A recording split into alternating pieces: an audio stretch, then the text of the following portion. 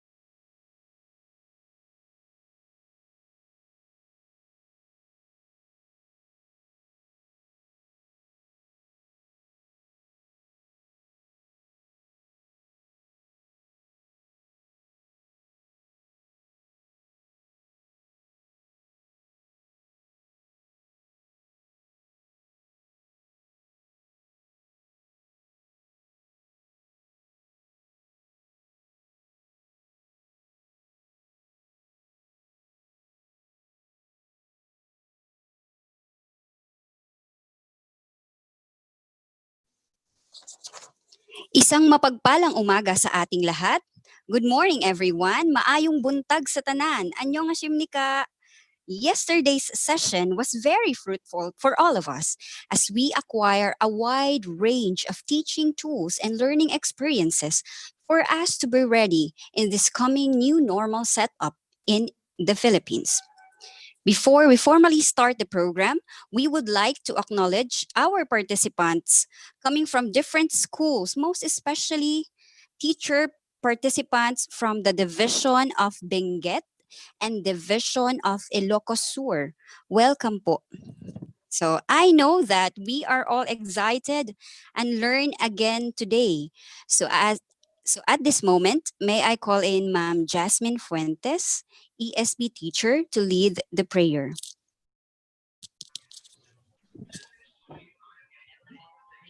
Let us come in the presence of the Lord. Our gracious, loving Father, we humble ourselves into your presence, committed to be in one with your purpose and will into our lives. You are the God who is great, whose love abounds more and more. You knew our deepest desire. That's why we surrender everything to you.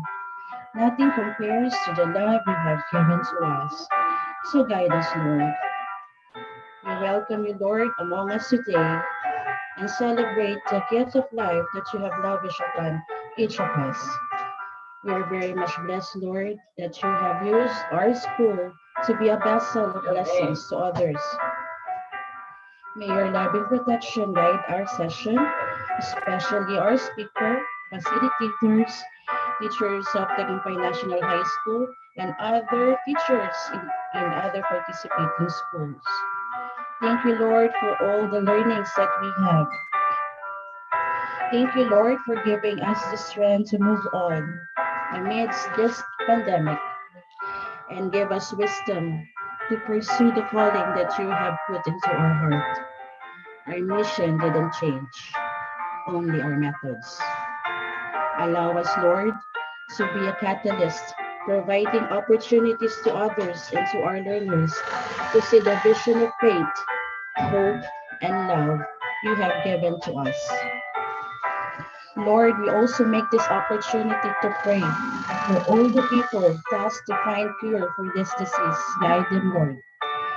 Protect also the medical experts, staffs, and frontliners in this battle. May you also heal our land, heal who are sick, comfort those who suffer in this pandemic. Spare us from all circumstances that we may be able to thrive, survive, and succeed amidst this situation. Thank you, Lord, for your wonderful plan for us. Help us to always be a blessing to others. Give us your grace in this trying time to work for the good of all and to help those who are in need. We implore you to stop the spread of this virus and to save us from the fears that we have. Grant us, O Lord, that through these trying times, you are the God who have given us everything. Lord, may you will be reign in our lives. In the mighty name of Jesus we pray, through the help of the Holy Spirit, one God, forever and ever. Amen.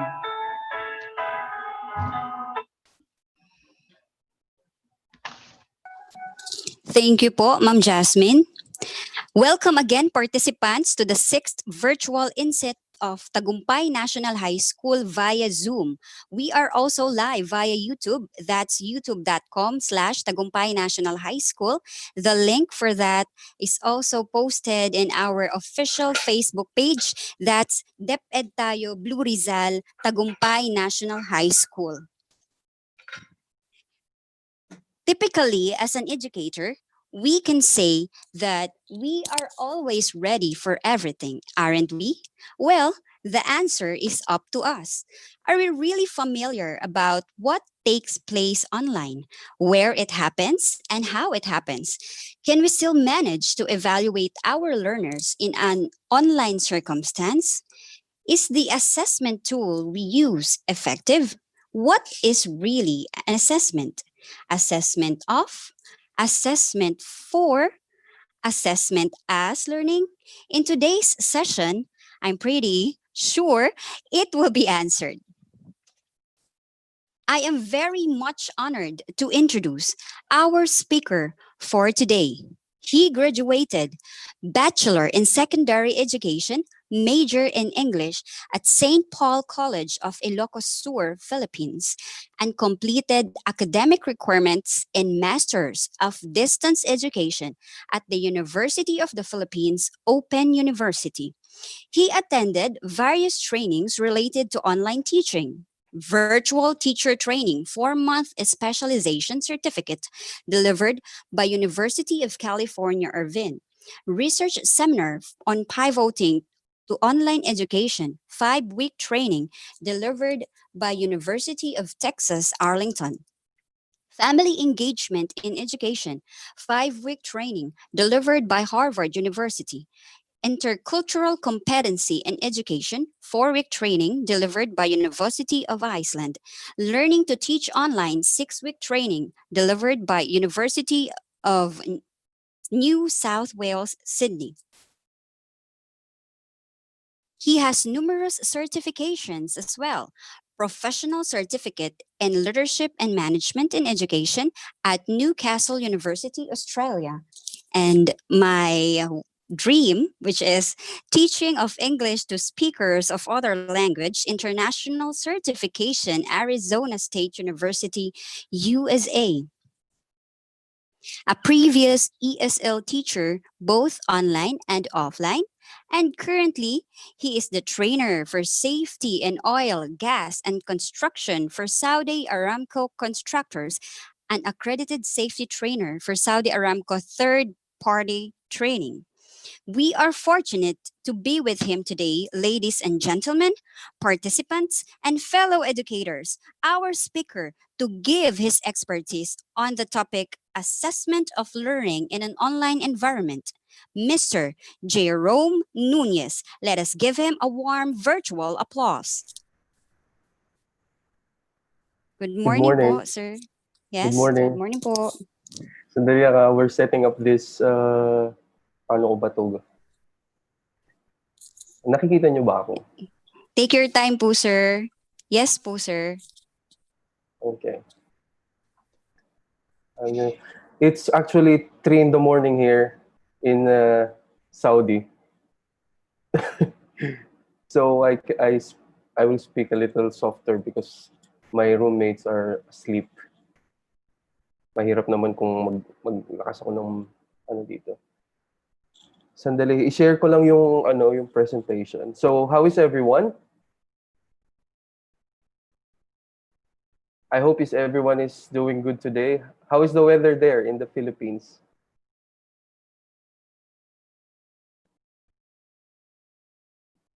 So, I'm so honored to be in this, to speak in this inset. Hindi ko alam kung mag-English ako o magtatagalog. So, I'm so honored dahil yung classmate natin na si Michelle, si Anne Michelle, how do you call her? In-invite ako dito. And then I said, why not? Kinakabahan ako actually in the first time kasi ang tanong ko, anong qualification ko para mag-speak sa isang online forum. Sabi ko naman naisip ko na lang, I have some experiences because way back there in the Philippines, before coming here to KSA, meron akong experience pagtuturo ng online, which is totally different than teaching in classroom. And then, and when I came here, I am handling now not international students, but students from other countries, employees from other countries, like you name a country from 7 continents, except Australia. I think meron ako naging estudyante. Mostly my students are adult, same your age, maybe older than me or older than you. The oldest that I had, I think was 60, something like that. Ganon katanda yung mga estudyante ko.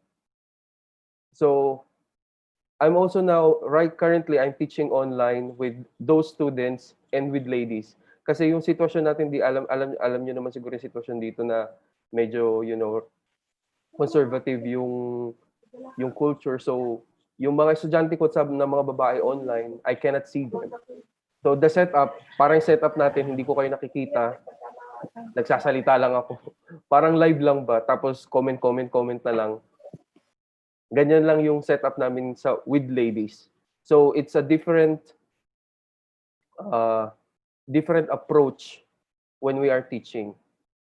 And paano pa kung assessment, 'di ba? So that would be our topic later. Pinifigure out ko lang kasi hindi pa ako makapag-share ng aking screen. Right? So I suggest that our participant, dear teachers, mga co-teachers, na maging interactive tayo sa ating ngayon. I suggest, kasi kagaya ng mga klase ko, I encourage them to ask questions all the time. You can just ask questions, we will address this. Kasi this is all assessment and it is a practical approach. Let me just present now my screen. Paano ba ito? Kinakabahan ako actually. Baka kainin ako ng mga teachers na to pa ako. Yes. So, how do you see the screen now? Yeah. Okay.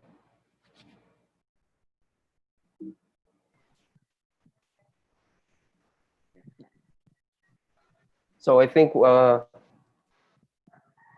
yes. Why did I put practical approach?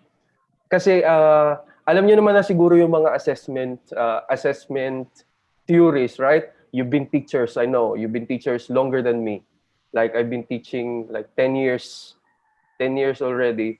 Pero I know most of you are even have longer experience than that, right? Mas mahaba yung mga experiences nyo. Kaya yung mga assessment theories, I'm sure maning-manin nyo na yan. Pero it will be different kapag pinag-uusapan natin ay online setup na. Kasi sa experience ko, having been taught for online for like more than a year and a half, yung mga assessment theories na alam natin, medyo typically hindi siya nag-a-apply sa online setup. Titingnan natin siya mamaya. Tatry nating sagutin kung paano natin magagawa o ma-deliver in a practical way. Kasi aalamin din natin muna bago tayo mag-assess ng ating mga estudyante or mga learners, alamin natin yung sitwasyon din nila. Kasi hindi lang tayo, si teacher assess ganito, turo ng turo, hindi naman niya alam naintindihan yung nararamdaman ng estudyante. 'Di ba? Isa sa mga characters ng mga teacher na dapat meron tayo, yung teacher common sense. Yung sensitivity being a teacher. I know, sa offline, sensitive tayo. Minsan natatouch pa tayo sa mga kwento ng estudyante. Pero paano tayo magiging sensitive kung hindi natin nakikita yung mga estudyante natin? Yan ang tanong, di ba? Paano natin sila mararamdaman na hindi natin sila nakikita or malayo sila sa atin? Kasi pag nasa classroom, araw-araw katabi natin sila, o araw-araw nakikita natin sila. So nakikita natin yung storya ng buhay nila or whatever is going on in their lives. Pero ngayon, nasa online setup tayo, sobrang iba yung ating online setup or modular. But since the topic given to me was online environment, dun lang tayo sa scope na yun. Kasi medyo paglalawakan natin, baka tumagal tayo. Okay? So let's begin. Okay, so our objectives for this presentation, we're going to talk about strategies, challenges. What are the challenges in online and concerns in online setup? Which I know you've been encountering, but what about the teacher challenge, the teacher concern? Because we know we have 3 levels there. I have read in the research, we have macro level, we have meso level, we have micro level. We all know is on institutional level, which is the meso level. Yung walang internet, mabagal ang connection, ganyan. So these are all instructions. Wala tayong magagawa dyan. No. So as a teacher, what would be the challenge na mai-encounter natin based on my experience also? I will share my experience as online teacher o yung pagtuturo ko at a distance. I-share ko siya. Okay. What are the measures of good assessment in online environment? Ano yung mga factors or mga things na kailangan nating alalahanin bago mag-deliver tayo ng online assessment. And of course, we will talk about alternatives. Okay? Alternatives for assessment online. Kasi I've been watching a lot of webinars. Yeah. Since this thing started, I've been watching like everything is good, everything is ideal, but one of my questions that always come to my mind, paano kaya sa part ng estudyante natin? 'Di ba? Kasi tayong mga teachers, I assume that lahat tayo may laptop, 'di ba? Paano kaya yung mga walang laptop? Paano sila magiging cooperative doon sa mga activities na ginagawa natin? Yun yung mga tanong na ating susubukan sagutin as we move along our activity. Okay? Now, before we begin, tanong ko kayo, what are your experiences in assessment? Good and bad. You can share. Okay? So, our training will be, or I'm used to say training kasi trainer ako dito. So, our session, okay, will be a little bit interactive. So, I want you to go to menti.com and put this link, put this code,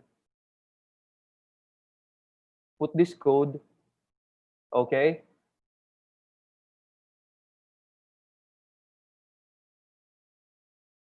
And it should appear to you.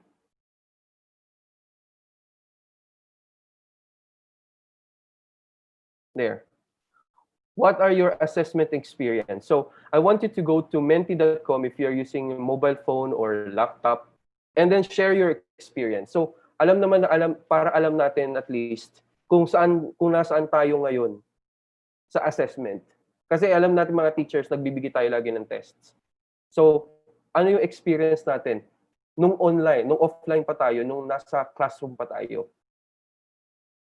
I want you to share. Like literally. So, share your experience. There are words there. Student unable to understand the, yes. Okay. Threatening. Correct. Mga estudyante natatakot. Nagkaka-PTSD. Yeah, doon sa isa subjects namin. Ewan ko kasi si Michelle, hindi ko yata siya na classmate doon sa isang subject. Sobrang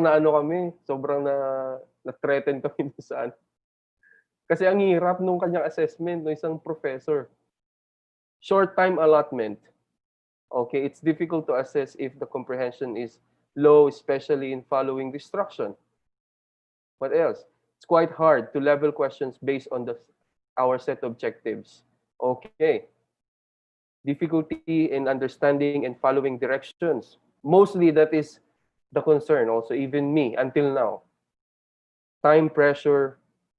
Okay, paano ba natin to? Okay, automatic pala nag-scroll siya. Okay. Students can perform well if the instruction is clear. The instructions sometimes are vague, yun nga, malabo. Ano pa yung experience ninyo as teacher? As teacher personally, kapag ina-apply nyo yung assessment niyo, ano yung na-experience ninyo?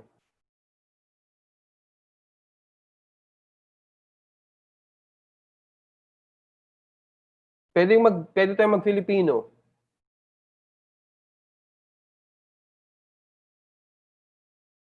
By the way, I would like to greet, while others are answering, my friends from Division of Ilocos Sur. Yes, and from Our Lady of Peace School in Antipolo. So I invited them also to attend. And I hope that they are in already from Division of Benguet. Kasi sa Ilocos Sur po ako nag-aral, so medyo taga-norte yung mga kaibigan ko na teachers din. Okay, time pressured. Okay. Poor results. Oh, napakahirap talaga pag What do we feel? 'Di ba ang pangit ng pakiramdam natin pag kapag poor yung results ng mga assessment ng ating mga bata. Right? Assessment let me identify the weakness and strength of my students. Confused to what assessment tool to use. Yeah, we're talking about offline, before we proceed, before we pivot for online, yung mga experiences nyo before. Assessment should be aligned to learning competencies, expectation versus reality. Okay? No materials in performance task. Okay? Slow internet connection, always multiple choice. Okay. Facing detection, difficulty as to where we are at the moment. Okay. So these are your experiences. We have very varied experiences. Right? Yeah. Okay. Assessment. Always poor results. Okay. Paano kung hindi? So thank you for sharing. Okay? I'm gonna close this now so we can continue. Sometimes there are items which are not taught by the teachers. Yan din as a student, lagi si teacher hindi naman natin diniscuss yan. Bakit nasa test? It adds to the anxiety of the learners. I tell you 100%. Yes. Yung hindi natin sinasama as teacher, hindi natin bigla na lang maglalagay tayo ng mga items na hindi natin diniscuss. Siyempre yung mga estudyante, naghahanda yung mga yan. Ano mangyayari sa kanila? Masashock sila, di ba? So yan. Okay, kinakabahan, time pressure. Yeah. Mostly cheating.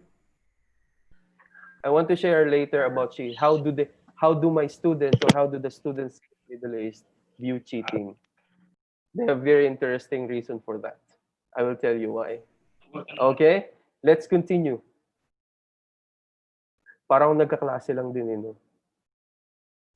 Nasaan na tayo? Okay. So, thank you for your experiences. Now,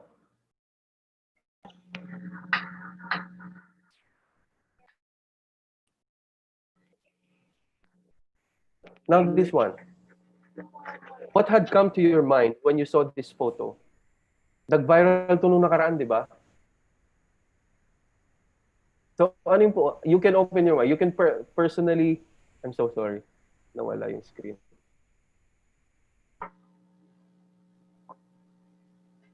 You can personally say, ano yung naramdaman nyo nung nakita nyo yung picture na to?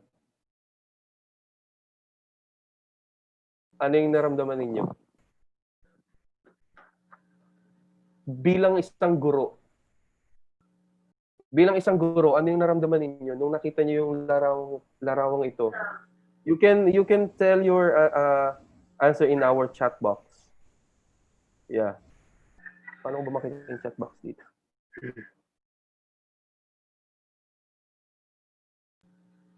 There. Yeah, happy and touched, challenged, inspired, right? Eye opener, right? Kasi syempre yung istorya diyan, si nanay, medyo na luha pa ako ng konti diyan nung na-feature siya sa isang online site or news site yung about sa story nila, 'di ba? Eye opener to the situation of students and the parents. Correct. So it's an eye opener for us. Kasi yan lang yung kaya ng estudyante. Yan lang yung kaya ng mga magulang na ibigay sa kanila para makapag-aral sila. Ngayon, ang unang tanong na pumasok sa akin, paano ko kaya, as a teacher, paano ko kaya mabibigyan ng justice?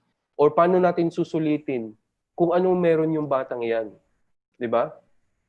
Paano natin susulitin? Meron lang siyang mobile phone. Tumatawag yung nanay ko. I'm so sorry.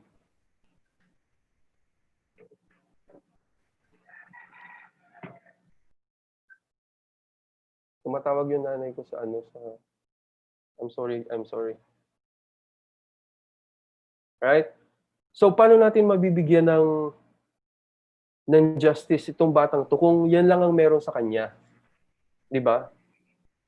Paano natin siya bibigyan ng kahulugan or susulitin yung anong meron siya? Hindi nga natin alam kung anong specs meron yung cellphone na yan, yung mobile phone na yan, 'di ba? So, ang tanong, paano natin siya bibigyan ng justice? Right? Kasi kahit ikaw ang teacher, Kaya mo bang magsulat ng essay gamit ang phone?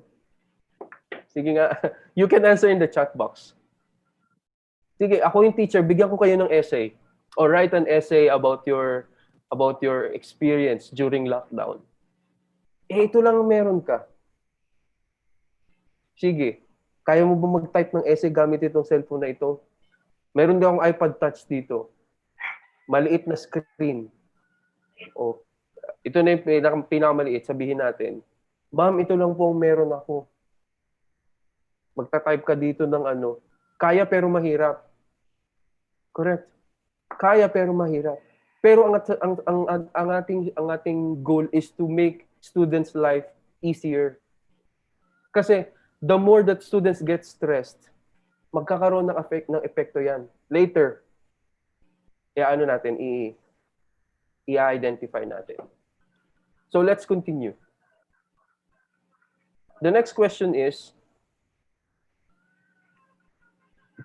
how confident do you feel about assessing in online environment? So I ask you as a teacher. So it's a Likert scale. So we have Likert scale here. Tingnan natin yung poll ng ating watchers or ng ating audience. How do you feel? Are you confident?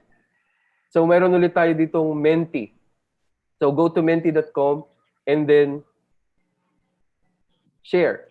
How confident are you in terms of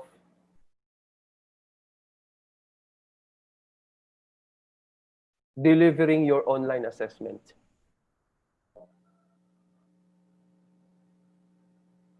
Yes. I think it's already flashed now. Yeah. Tingnan lang natin kung ano yung feeling ngayon ng mga teachers natin.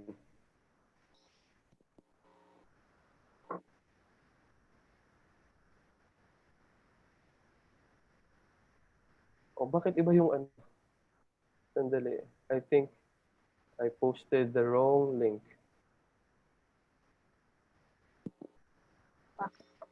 I posted the wrong slide. Sandali. Sorry. Bakit po nag-unmute, nagre-reklamo yung ano, wait lang, mamaya. Nagre-reklamo yung MC.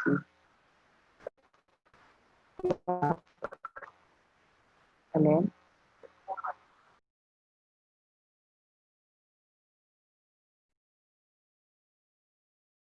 Sandali lang po. What are your assessment experience? Parang mali yung nabigay kong slide.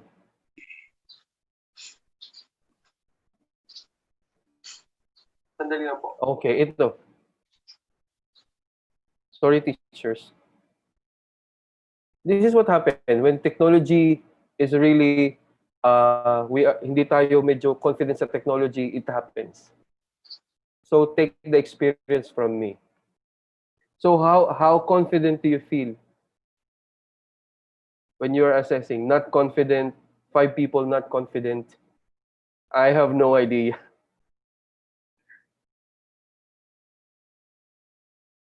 Right? Not confident. Confident. Oh, that's good. Not confident. 10 people not confident. Okay. Kasi ang dami nang binibigay sa atin ng mga paano tayo magturo, paano magiging interactive yung klase natin, right? I have watched yung ilang mga webinars na about assessment, pero walang nabigay so far as yung mga napanood ko kung paano natin i-deliver sa mga bata. Diba? Confident 8 people, good. If you have experience or if you are techie or at least medyo komportable kayo sa paggamit ng mga technology, talaga magiging confident kayo.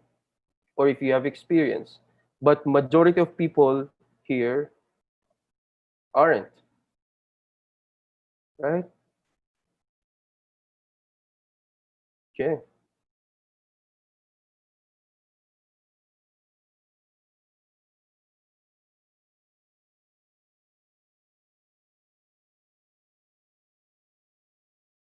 Okay.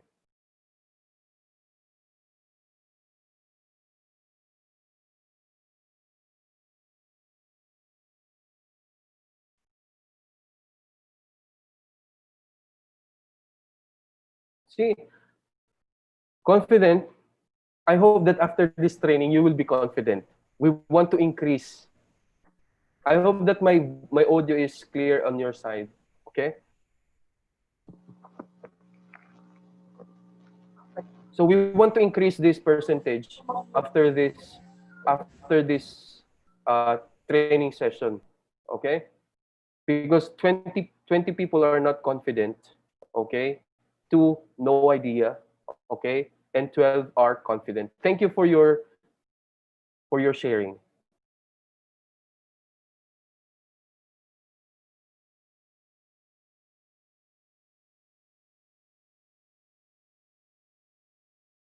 So sometimes ako, hindi rin ako confident, lalo na't bago lang yung technology na gagamitin ko.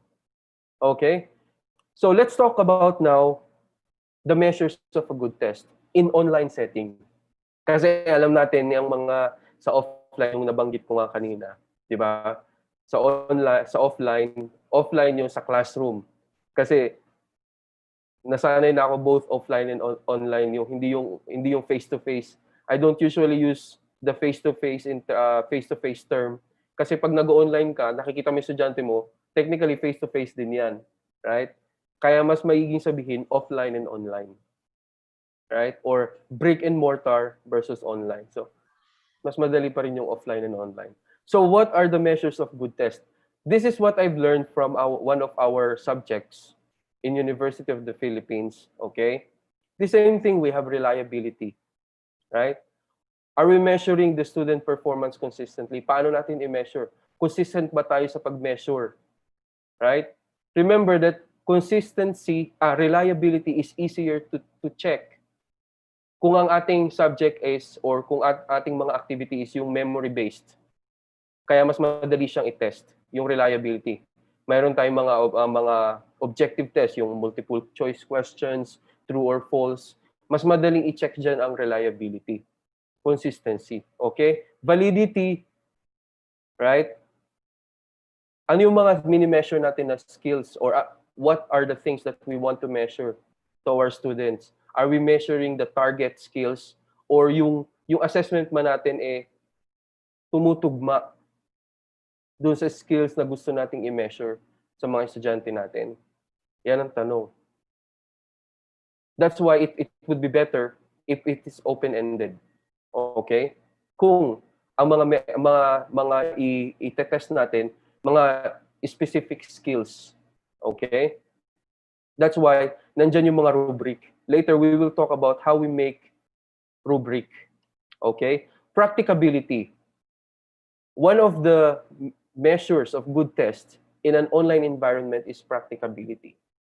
Ang tanong dyan paano natin magiging practical? Paano ba natin gagawing practical yung test natin? Kagaya nga ng sinabi ko, balikan natin yung bata kanina sa picture. Yan lang yung meron yung bata. 'Di ba?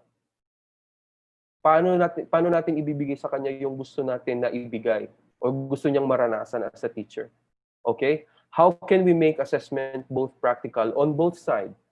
As a teacher also, without compromising the characteristics of the test. Isipin mo, mayroon akong technology na binigay sa inyo or nagpapatraining yung school ninyo sa isang technology or application na gusto niya ipagamit sa inyo. Pero sa simula pa lang, na-stress na kayo kasi masyadong komplikado. Masyadong komplikado yung technology. So ang tanong dyan, is it still practical na gamitin? Kasi na-stress na kayo Paano pa yung mga bata-bata nating teachers, di ba? Mga bata-bata nating teachers, bibigyan nyo ng ganyong klaseng technology na napaka-complicated. The anxiety level will increase. So, ang tanong dyan, is it still practical? Right? Example yung Moodle. Before, we had experience of doing courses in the Moodle. Right? Here also, we have Moodle here in our school. Ngayon, since nag-aral ako ng distance education, medyo gamay-gamay ko na yung Moodle na yan. Pero yung mga kasama kong teachers, yung ibang lahi, yung mga Egyptian na teachers, naku, sabi ko, Hindi ko mas nai-stress ako magturo kaysa dun sa mismong application. Hindi siya practical. Kasi kasi hirap na hirap sila, napaka-complicated ng Moodle. In a short span of time, kailangan naming mag-deliver agad or else mawawalan kami ng kliyente dito. So ang sinuggest ko, mag-Google Class na lang tayo para ka nagpe-Facebook pag Google Classroom. 'Di ba? So yun, nag-Google Class kami, yung Moodle namin, ewan ko kung ano nangyari na doon. Kahit ako medyo nalilito pa rin eh. So paano pa yung estudyante natin na mayroon lang mobile phone? 'Di ba? Gagamit siya ng Moodle. Though mayroon siyang mobile application. Medyo komplikado pa rin siya sa mobile application. So is it still practical? Yun ang tanong ko diyan. No. Then we have washback or impact. Ano ba itong washback or impact? It talks about what the learners learned from the assessment Sir Jay, or the effects of the assessment. Yes. opo, yung daw pong presentation ay hindi raw po nakashow. Thank you. Okay. I'm so sorry.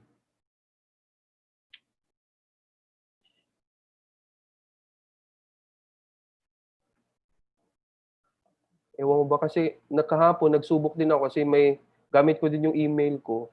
Kasi dalawa yung desktop ko dito, dalawang desktop. Ewan ko kung bakit ganito. Share ko na siya. There you go. Ayan, nakikita nyo na yung measures of test. Okay na po, sir. Salamat. Yes, salamat. Oh, okay. So, nasa na tayo? Doon sa washback. Right? Ito. Yung we are talking of washback is or impact. Ano yung epekto ng assessment natin sa mga bata? Personally, naranasan ko to. Ito lang lately.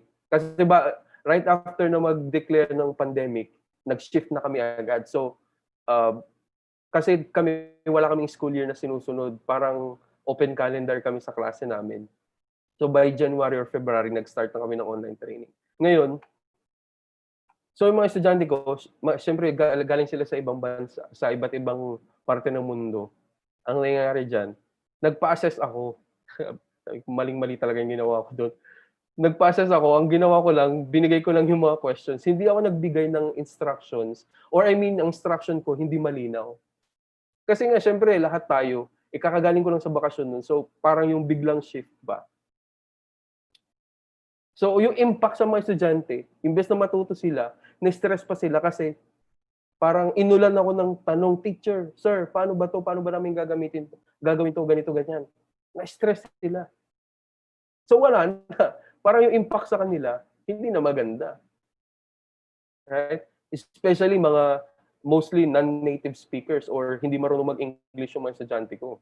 Or may level of maganda, may certain level sila pero hindi sila ganun ka nasa conversational level lang sila. Right? I failed the transparency. This is where I failed when I implemented that assessment, transparency. Kasi hindi ako nagbigay sa kanila ng malinaw na format, malinaw na instructions. Kagaya ng sabi niyo kanina sa offline or sa classroom, nahihirapan din mga bata kapag malabo yung instruction. Mas mahihirapan sila ngayon kapag online. Mas mahihirapan sila, I swear. Kasi basically, they are alone. Mag-isa lang sila sa bahay nila. They are studying alone. Wala silang pwedeng tanungan. Right?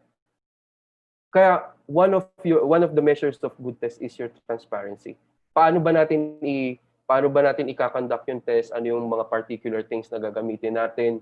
Kailangan naka-laid out lahat yan sa ating plan or sa ating instructions. Ganyan dapat transparency. Also, kung ilang percentage yung makukuha, yung kasama dito sa test na to. Example, this test will include like 2%, 3% of your total grade. So, depende kung paano yung yung approximations ng grade ninyo. Nakalagay lahat yan dapat sa transparency. Let's not hide, okay, things from our learners, except the answers, of course. Okay? Wag na natin silang pahirapan. Kasi at the end, tayo rin ang mahihirapan. Kasi 'di ba, admit it or not, may mga times na lalo na sa offline class, gusto nating pahirapan yung estudyante natin. Totoo, right? But this time, let's avoid that one, right? So avoid natin yun. Let's be transparent as much as we can. Then we have here security. Ano ba itong tinatawag nating security? As part of measures of a good test. Okay? How are we going to secure the content of our assessment? Remember, assessment is an intellectual property. 'Di ba? It's an intellectual property. Lalo na yung mga high stakes tests, assessment. Paano natin siya i-secure? Example, ako nag-submit ako ng assignment sa inyo. Ako estudyante niyo, ako nag-submit ako ng essay ko sa inyo, example. Tapos biglang nawala, hindi mo mahanap. Jay, submit mo ulit yung assignment mo kasi hindi ko na makita sa files ko or nabura ko yata. Mamaya pala na-hack na pala yung account mo or ganito ganyan, na-transfer mo na pala sa iba. So that isa sa mga concern yan. Remember, in this century, data is more important than money. Kaya nga nag-aaway ang China at United States dahil sa data information, di ba? Pati Russia. Pag nawala ang pera mo, mas makakamove on ka na mabilis kaysa pag nabura yung hard drive mo. Totoo o hindi? Di ba? So, paano natin isi-secure yung assessment natin? I encourage everyone mag-chat kayo sa chat box. Pinabasa ko yung chat box ninyo. Right? So, yan, isa sa mga issue, security. Paano natin isi-secure yung ating assessment? O let's say, punta tayong bahagya sa offline, sa modular. Paano natin isi-secure yung mga modules natin or kung magpapatest tayo, paano natin isi-secure yung tests ng mga bata? Yan yung mga tanong. Susubukan natin sagutin yan mamaya. Okay? Let's continue. Then we have the last here is portability. What is this portability? It is something somewhat related to practicability, right? Because being an online class, basically it is technocentric. Ano yung tinatawag nating technocentric? It is dependent on the technology. Right? Magpapatest tayo, example, sa isang app-based or web-based na application or na website. Pero yung estudyante mo, ito lang yung hawak niya. Inopen niya yung link dito sa cellphone niya. Hindi siya nag-work kasi hindi siya compatible sa mobile phone. So that means hindi siya portable. Portability means pwede siya kahit saang modes of technology. Pwede siya sa desktop, pwede siya sa iPad or tablets, or pwede siya sa mobile phone. Not to mention yung specs ng kanyang mobile phone. Kahit sabihin natin kaya pero mahirap, remember yung emotional factor ng estudyante natin. Right? So, yung portable ba yung apps natin? Yung mga apps natin na ginagamit sa kanila. Let's say mayroon tayong mag-Zoom class tayo. Okay, may Zoom class tayo later around 2 o'clock in the afternoon. Right? So, yung mga estudyante nyo, ready na. Tapos bigla ka magpapa-interactive activity, yung may magdadrag, yung peer deck. Tinry ko yung peer deck, maganda siya talaga. Maganda siya kung may mga laptop yung estudyante nyo. Or kung may mga malalaking screen na gamit. Paano kung ito lang yung meron siya? Imagine nyo kung gaano kaliit. Who's using mobile phone right now? Dito sa session na to. Gaano kaliit yung yung interface na lumalabas sa inyo. Right? So yan yung isa sa mga factors. Right? Mamaya we will talk about issues. Okay? If you have question, you can just chat it on the chat box. Okay? Para mabasa ko rin.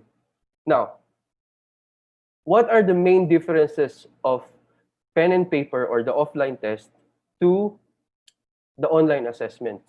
Kagaya nga ng sinabi natin, pressure kanina, di ba? Isa sa mga challenges. Sa online assessment, no peer pressure. Kasi mag-isa lang sila, wala silang peer pressure. Kasi mga estudyante, papasok sila sa school pag periodic test, di ba? Kinakabahan ako, baka bumagsak ako, ganito, ganyan. Di ba? So may pressure na. At hindi pa nagsisimula yung test, namumuo na yung pressure sa utak nila. Di ba? Yan yung wala sa yan yung wala sa online test. Kasi i-layout natin lahat ng kailangan ng mga estudyante. Ibibigay natin lahat in details, except the answers, of course, and the questions, right? Kung paano nila ika-conduct yung test or yung yung ating assessment. Right? That is the main difference. Another is no time constraint. Ito yung maganda sa sa distance learning. Walang time constraint. Though kailangan pa rin natin mag-set ng deadline kasi procrastination is real. Kahit ako as a distance student, just go yung parang yung powers ko lumalabas ng pag 30 minutes na bago mag-deadline. Di ba? So, ganyan. Totoo yan. So, no time constraint kasi nabigay nyo na ng maaga yung kung paano nyo i-assess yung mga bata. Yung schedule ba. Right? Kaya walang time constraint. And then, online assessment is really flexible, especially to special population. What do we mean by this special population? Special population doesn't mean ito lang yung mga special students with special needs or with extra care or extra needs, right? Hindi ko alam kung politically correct yung statement ko. So you know what I mean. Special population also include, these are the high-risk students. Who are these high-risk students? According to University of California, Irvine, right? Ito yung mga estudyante na economically nahirap na makisabay sa online classes. Kaya maganda, binigyan natin ng modular. Pero kung gusto nila online, they are considered as high risk. Kasi baka mag-zoom ka, teacher, wala po akong load. Wala po akong ganito, ganyan. Mahina po yung signal. So ang mangyayari, the kids will just quit. High risk na sila. Or yung mga estudyante na nabully dati. Right? It is flexible for them. Those who experienced bullying before. Kasi instead na makikita nila yung mga bully sa school, wala nang pressure, nasa bahay lang sila. So these are special population. What else? Yung mga gifted students natin, yung mga advanced students natin, flexible din sa kanila kasi they don't have to wait anymore for their classmates to, in the classes or in the assessment. Hindi na sila maboboard. Right? So online assessment is flexible. Okay? Now, let's assess our current situation. What is our current situation now to conduct this assessment or in general, our online education? Let's start with this. Okay. No LMS utilized for the school. Tell me if you have LMS, okay, like the real LMS. If none, it is an issue, right? It's already admitted na talagang it's a big issue kasi subscription-based yan, may bayad yan. Right? So that is our current situation. I-assess muna natin. Correct? What else? Restricted and limited connectivity. Right? Ako, galing ako, from Calabarzon din po ako, sa Quezon Province ako lumaki. Right? Alam niyo naman sa Quezon, bundok-bundok. Ako taga-isla ako sa Pulilio. So pag umulan doon or pag tanghali na, humihina na yung signal. So paano pa yan? Paano pa makapag-aral, di ba? Ng online. Modular na lang. So lahat na lang modular. Right? So restricted or limited connectivity. Isa yan sa mga issue. Alam na natin yan. Inaano lang natin. Nire-recall lang natin. And ito pa. This is another issue. Yeah, we can use Google Classroom as for LMS. Yeah, later. And I will also suggest kung ano pa yung pwede natin gawin as LMS later. Okay? Limitations of technology affordances. Ano tong limitation ng technology affordances? Kagaya ulit, balikan natin yung mobile phone natin. Mobile phone is good for learning, but it is limited. It is not as flexible as laptops or computer desktops. So that is an issue. Ang tanong ko dyan, lahat ba ng estudyante nyo may laptop? Kung wala, kung most of them kung most of them mobile phone ang gamit, it is an issue. Right? Limited na sila. The fact na mayroon silang cellphone, limited na sila.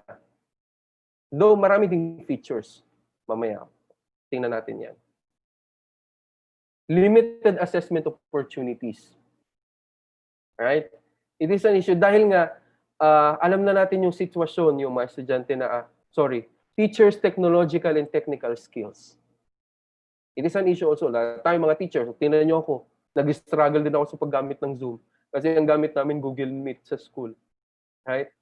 Hindi pa ako bihasa dito. Right? So technological skills, it's also an issue. Yung level ng technical level ng teachers natin sa pagdi-deliver ng online instruction, yung paggawa ng instructional videos, that could be an issue. Kasi mararamdaman nyo lang talaga ang totoong online learning kapag nandyan na siya. Kasi I'm pinipresent ko na sa inyo kung ano yung experience ko. Kasi yung mga ginagawa natin ngayon, preparation. Pero ako nandyan, I have been there, kumbaga. Been there, done that. So, yung ganun yung sinasabi nila, di ba? And then limited assessment opportunities. Right? So yan yung current situation natin. Okay? Yan pa lang yung alam natin. Okay? Ngayon, ang tanong ko, what do you think are the top 3 challenges that you will encounter? Okay? So it's not about the assessment itself, okay? What do you think will be the top 3 challenges that you will encounter when you are delivering your online class or your online assessment? What do you think? Okay, go to menti.com. Challenges, okay, not experience. What do you think? Think more. Ano sa palagay nyo ma-encounter ninyo? Okay?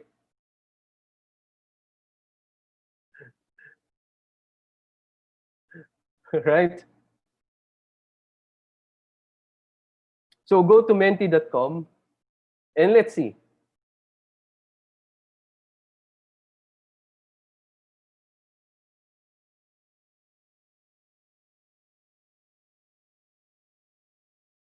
Ito naman, mali na naman yung screen.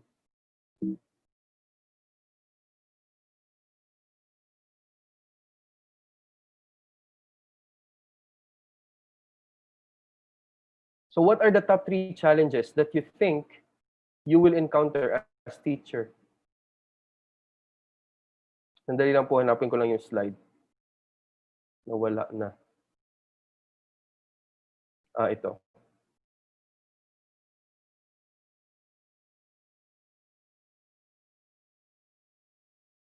Foreseeable events. Ano yung palagay nyo na magiging challenge ninyo as you shift to online learning or online training of your learners?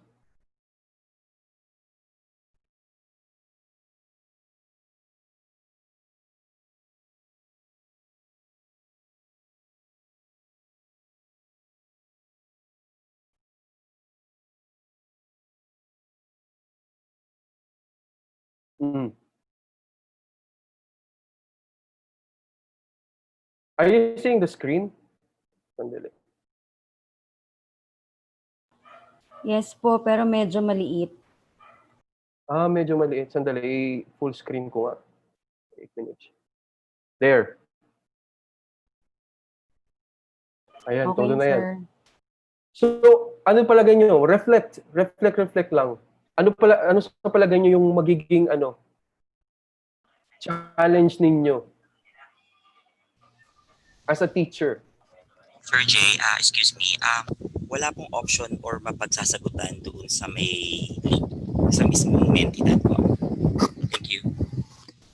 Thank you. Sandali po. O nga, no?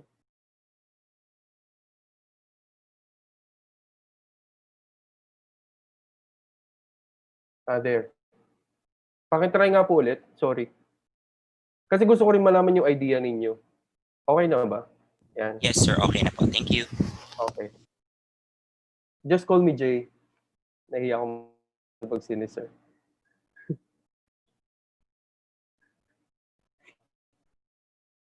So ano yung challenge ninyo, palagay ninyo, as teachers? So you have to reflect. Ang dami nyo ng webinar na attendan, ha? So I'm expecting na medyo okay-okay na yung ano, build up ng ano ninyo, ng schema or ano ba yung tawag doon? Experience. Yeah, challenge, student tech abilities, student interest, time management, money. Correct.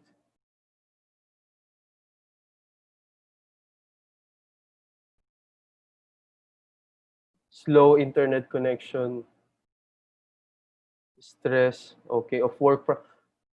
Tama yan, stress from work from home, of work from home. Akala ko lang na-stress na nagtatrabaho sa bahay.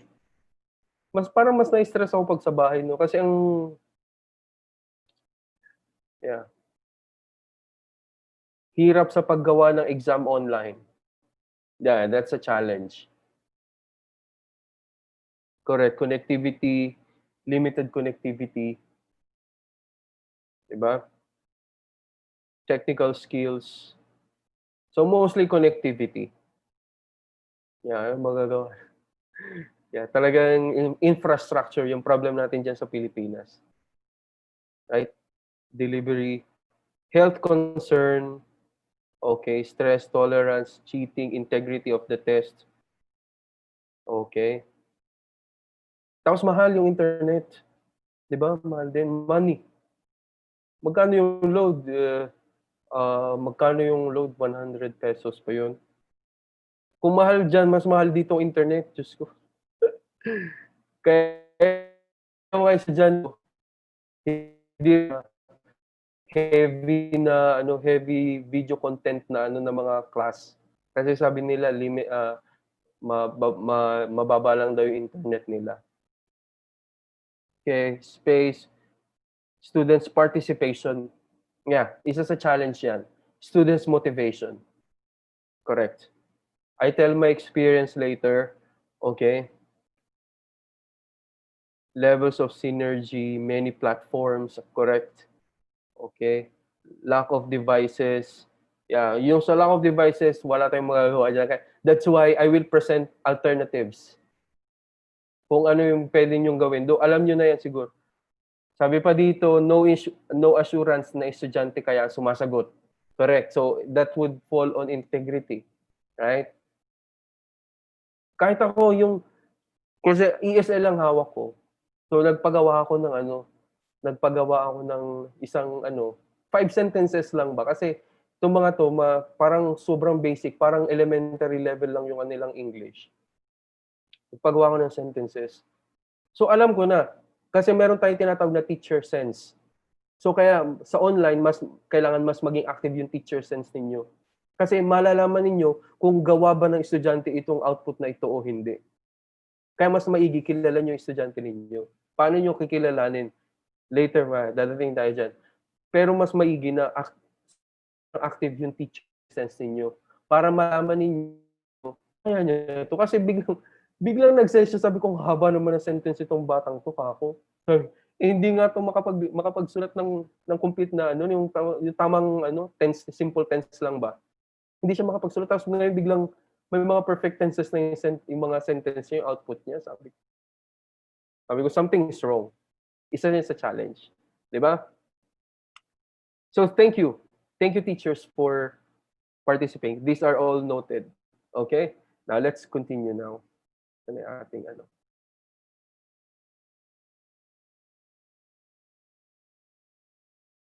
Atin ko lang po yun.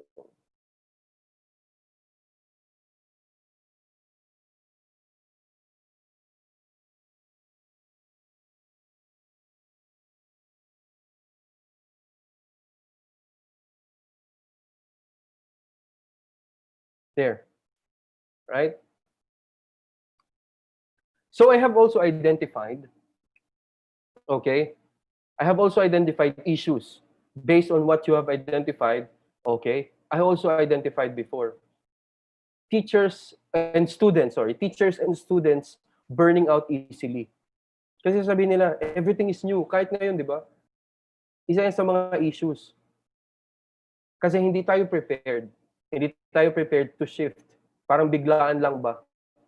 Parang natutulog ka, sarap-sarap ng tulog mo, sabi na nanay mo, aalis tayo. Siyempre na hindi ka pa naalimpungatan maigi. Tapos bigla ka na maliligo. Parang ganun yan eh.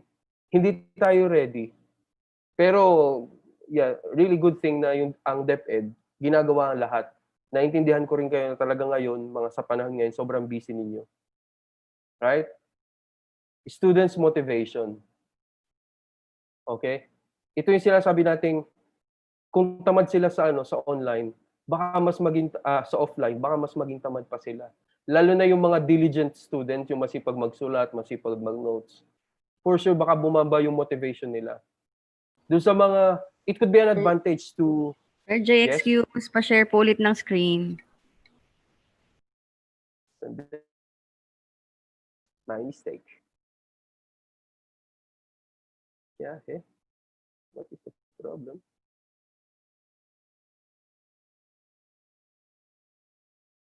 Sorry, ha. Okay, there you go.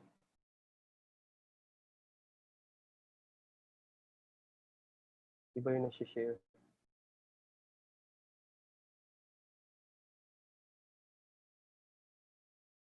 Okay. Sabihin niyo kung okay na, ha.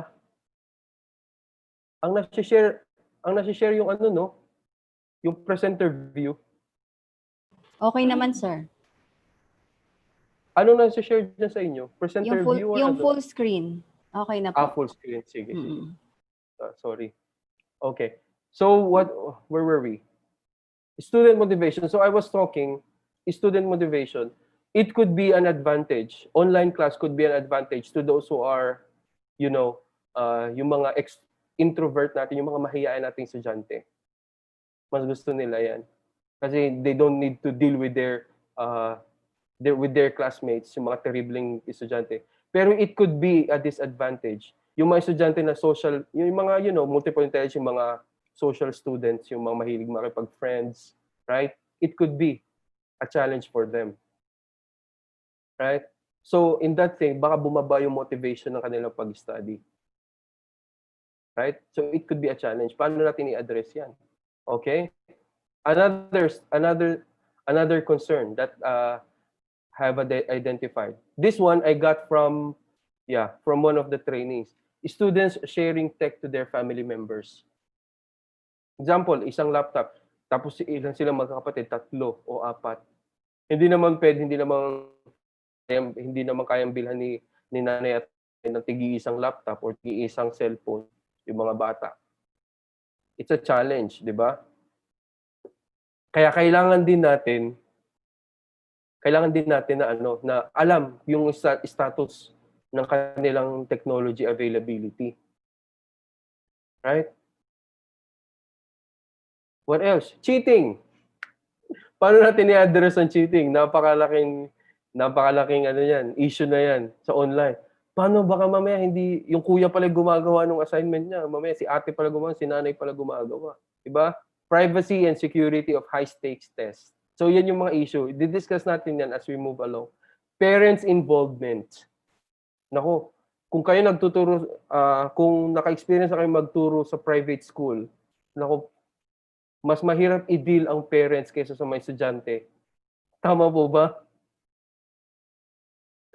Do you agree with me? Napakahirap i-deal. Mas mahirap na i-deal yung mga parents kaysa sa estudyante. Right? So that is an issue. Lalo na sa online kasi hindi natin nakikita. Mamaya nagkaklase yung pala, yung nanay nandun sa likod, nandun sa harap, para hindi makita sa screen, di ba? Mamaya sila na pala gumagawa ng mga ganyang kwento ba? But that exists. Right?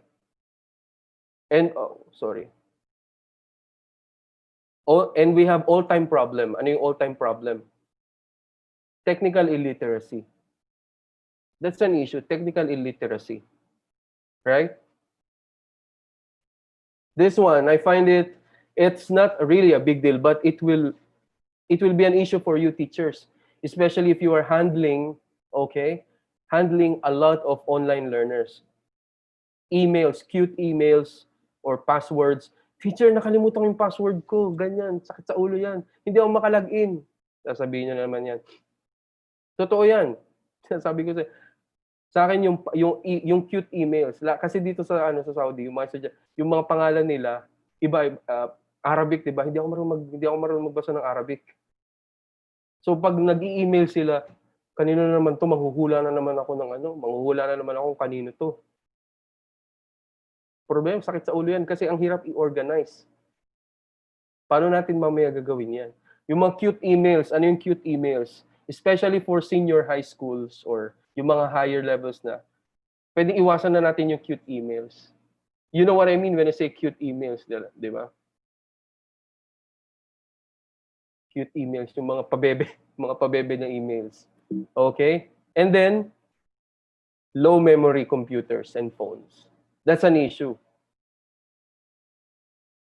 Right?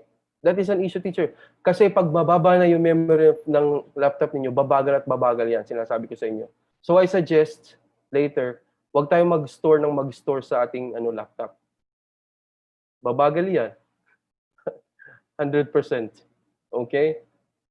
Mamaya i-address natin yan. Okay? Then, isolation and alienation. What is this isolation and alienation? Ito yung ginagawa naming research ngayon sa isang subject namin sa UP. Okay? Then, isolation and alienation. What is this isolation and alienation? Ito yung ginagawa namin. Nag-reflect lang po yung boses ko. Okay. So, ito yung research na ginagawa namin ngayon sa school, right? It's an issue. Bakit? O ikaw, ilagay kita sa isang setup, mag-isa ka lang, kailangan mo mag-aral mag-isa. Wala kang kasama. What would you feel? You will feel isolated. Kasi basically, people are social being, right? So it could be an issue. That will lead to attrition, right? That could lead to attrition. That means, nakakatamad, lagi na lang akong mag-isa. Single na nga, mag-isa pa mag-aral, di ba? So ano pa mangyayari? So wala na.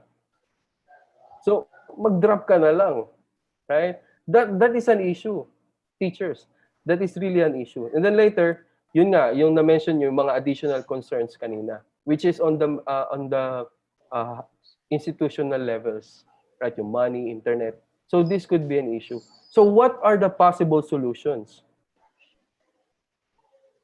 From the given problems, what can you suggest that we can do to alleviate the burden? So as teachers, ano sa palagay ninyo yung pwede nyo i-suggest na solution? So go to menti.com again. This is the last na tanong ko sa inyo. Okay? Go to menti.com. Okay? Sandali. Present ko lang yung isip kayo kung ano yung mga pwede nyo i-suggest. Reflect.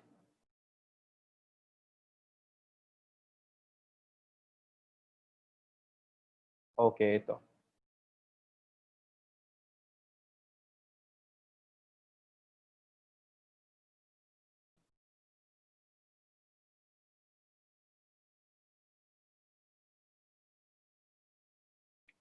Give rules and regulations.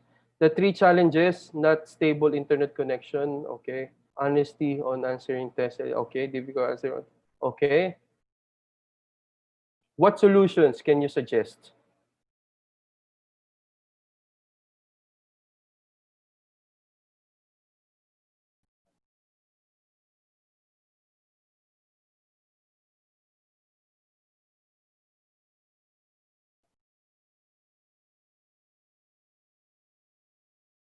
Nakikita nyo ba yung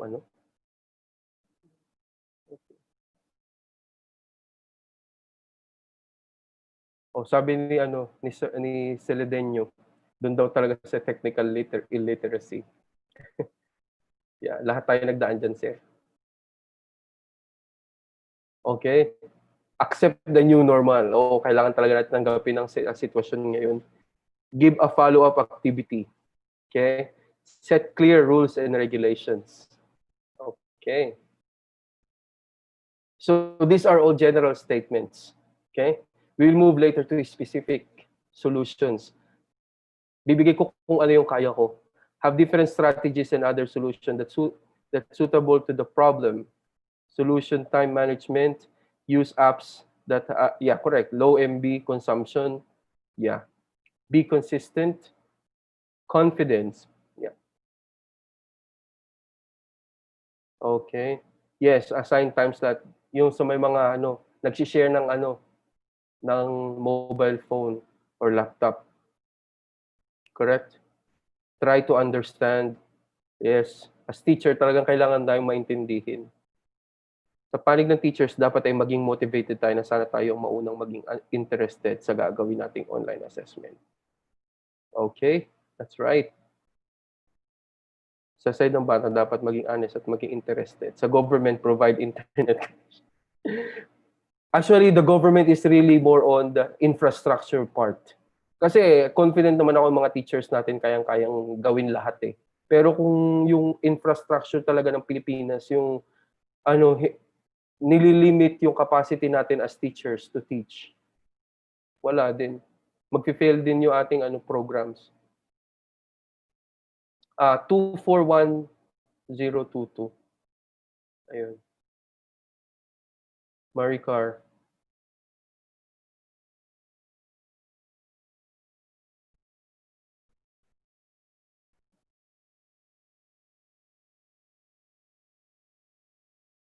At saka sa teacher, kailangan talagang sobrang galing natin sa multitasking pagharap ang computer. Especially kung limited lang yung time slot na meron tayo. Kasi the more na mas marami tayong dead air, okay, mas maraming nasasayang na MB. So, mas maraming dead air, mas maraming MB na nasasayang.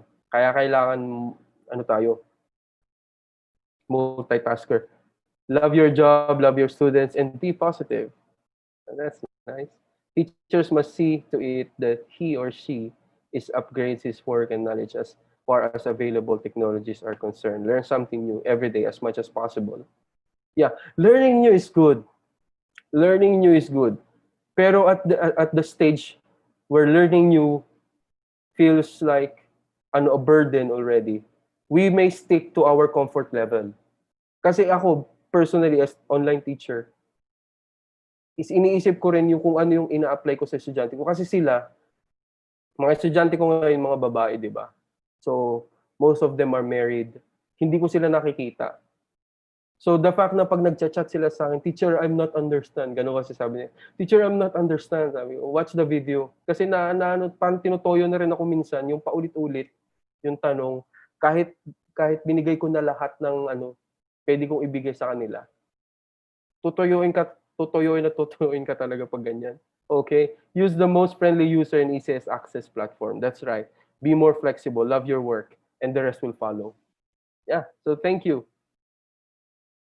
Correct this one. Okay, give motivational approaches like TikTok dance and level. Okay, so thank you. Everything here is I have read already, right? So ito mag-share ulit ako ng screen. Ito na naman tayo. Open.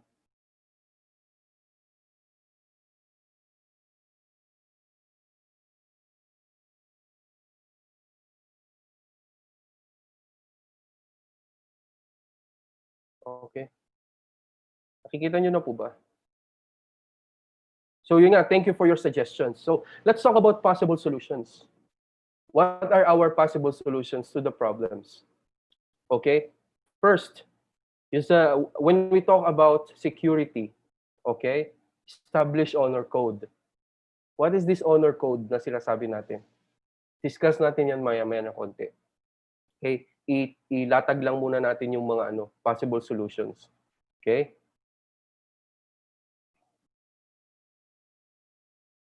So we have honor code.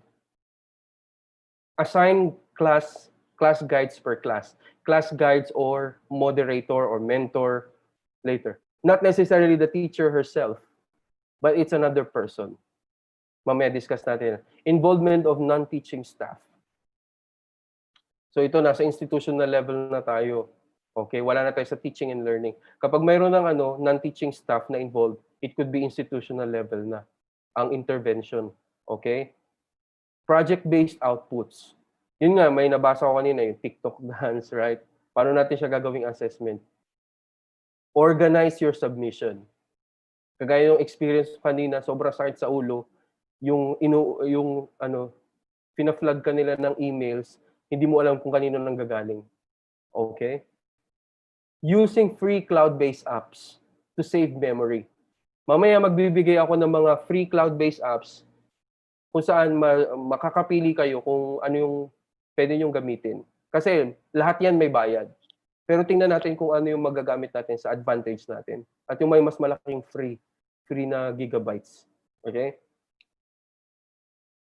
What works for you? Okay? Use what works for you, not what is best for you. Okay? Ano ibig sabihin niyan? Gamitin niyo yung kung ano yung palagay niyo talagang mag-work sa inyo. Hindi yung, this is good, ang ganda nito, bago to. Pero hindi siya nag-work, walay, sabi nga nila. 'Di ba? Huwag niyo nang gamitin, huwag niyo nang pasakitin yung ulo ninyo. Kasi ang dami niyo ng trabaho, dadagdagan niyo pa. So gamitin niyo yung kung ano yung nag-work sa inyo, kung ano yung pinakamadali. Remember practicability. Right? Video tutorial will always save the day. Ito yung para to avoid you from being bombarded with a lot of questions or clarifications. Mas maigi maglagay kayo ng video tutorials. And later, bigay rin tayo ng tips. Team teaching to avoid redundancy of content. I don't know if it will be applicable in the setup, pero applicable siya dito sa amin. Kasi dalawang field yung hawak ko, ESL saka safety. Ngayon sabi ko, paulit-ulit na lang yung ginagawa ko. Meron namang isang safety teacher. Mayroong isang safety trainer. Sabi ko, bigyan nyo na lang lahat sa kanya yung safety. Sa akin na lang lahat ng English. So ngayon, hawak ko na lahat ng English. Kasi kung magtuturo din ako ng safety, nagtuturo din siya ng safety, pareho lang din yung students, redundant na. So, ganun yung ginawa ko. Ganun yung sinabi ko. Ikaw, total safety ka din naman, ikaw na maghawak niyan. Ganun din yung ginawa ko sa kanya. Okay? And then, just like what I mentioned, know your learner's tech status. Alamin natin yung status nila. Okay? Kaya mayroon tayo ditong tinatawag na sa DE, sa pinag-aaralan namin, we have what we call subsystems to make sure na magiging successful yung distance education natin. Hindi lang teachers ang ang key player diyan. Meron tayong tinatawag na subsystems. Okay? We have management, the course design, okay? Student support. Okay? Medyo paano tayo magkakaroon ng student support, mga guidance, nasa malayo naman sila. And of course, the teaching and learning, which is the teacher and the learners. Right? Ito yung subsystems ng DE or distance education na kailangang mag-work out together to make the the setup successful. Now, let's talk about in one by one kung ano yung ating honor code, yung solution. So, what is honor code? Ito natutunan ko to nung nag-aaral ako ng mga online courses. Kasi since 2016 nag-online class na ako kasi dito sa Saudi, ang mahal ng school. Sobrang mahal. Yung isang master's degree, umabot ng 60,000 reals. So 60,000 multiplied by 13. Ganun siya kamahal. So ako naghanap ako ng mga online na yan.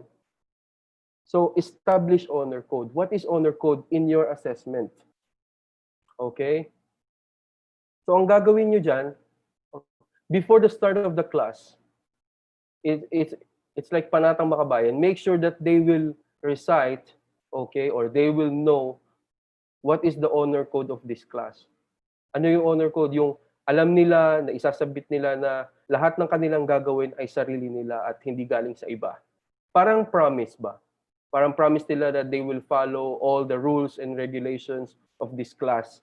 It's an honor code. So paano nyo gagawin yun? Paano natin ma-assure na yung mga bata ay reminded all the time ng honor code? Pwede nyo silang pa-recitein, i-video nila, i-record nila, i-store mo yung ano, tapos paalala mo sa kanila all the time, or let them sign. So, since nasa online tayo, hindi sila makapag-sign ng paper, right? So, let them acknowledge the honor code to avoid cheating, right? Explain the consequences once the code is violated. Para siyang ano, pact ba na, okay, mayroon tayong pact na, kung nag-cheat ako, ganito mangyayari sa akin. Kapag nag-submit ako ng output na hindi sa akin, nag-plagiarize ako, this will happen. Right? So that is what we call honor code. Let the parents know also about the honor code. Para in case na mag-violate sila, ito mamo, sinabi nyo, in-acknowledge nyo yung honor code. Manigas kayo dyan, violate nyo eh. Parang ganyan ba? Right? So they have to know. And as teachers also, we have to, it must be institutional level na i-draft nyo yung honor code ninyo. Kasi sa safety, mayroon kami tinatawag na safety policy. Kasi nagtuturo nga ako ng construction, oil and gas. That is the highest risk jobs, right? Kaya meron din kami ganyan, honor code or safety policy.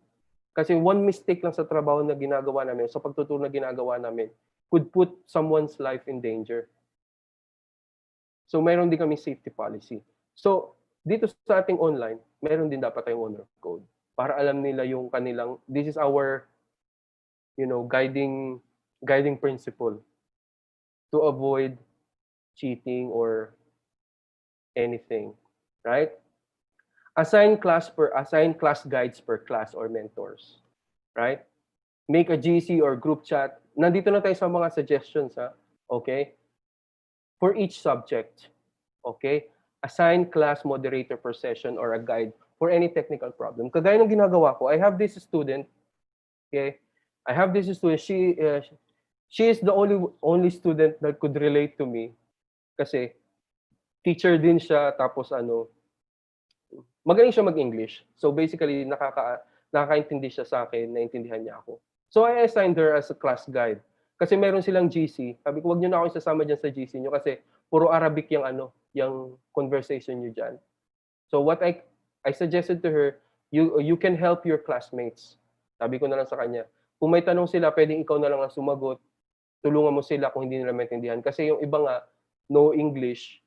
So this one, parang natanggalan ako ng isang responsibilidad ba? Natanggalan ako ng isang responsibilidad. Kasi mayroon na isang tao na moderator or at least guide na tumutulong doon sa mga estudyante.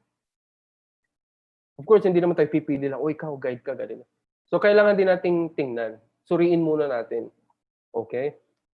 Student guides and mentors will save your day. When I was taking my TESOL in Arizona State, right? Kasi isa ako sa mga pioneers noon, 2016, tagal na noon.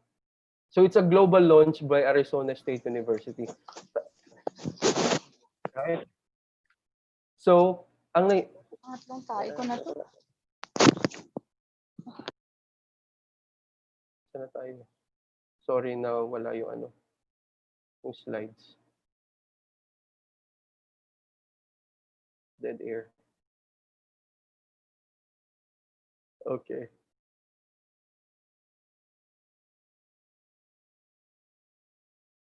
Sandali po, nawala yung... Okay, ito. So when I was saying, nung nag-aral ako ng TESOL, right? Kasi 3 yung instructor namin. So ang daming tanong ng mga estudyante. Ang ginawa ngayon ng nag-assign sila ng mga mentors.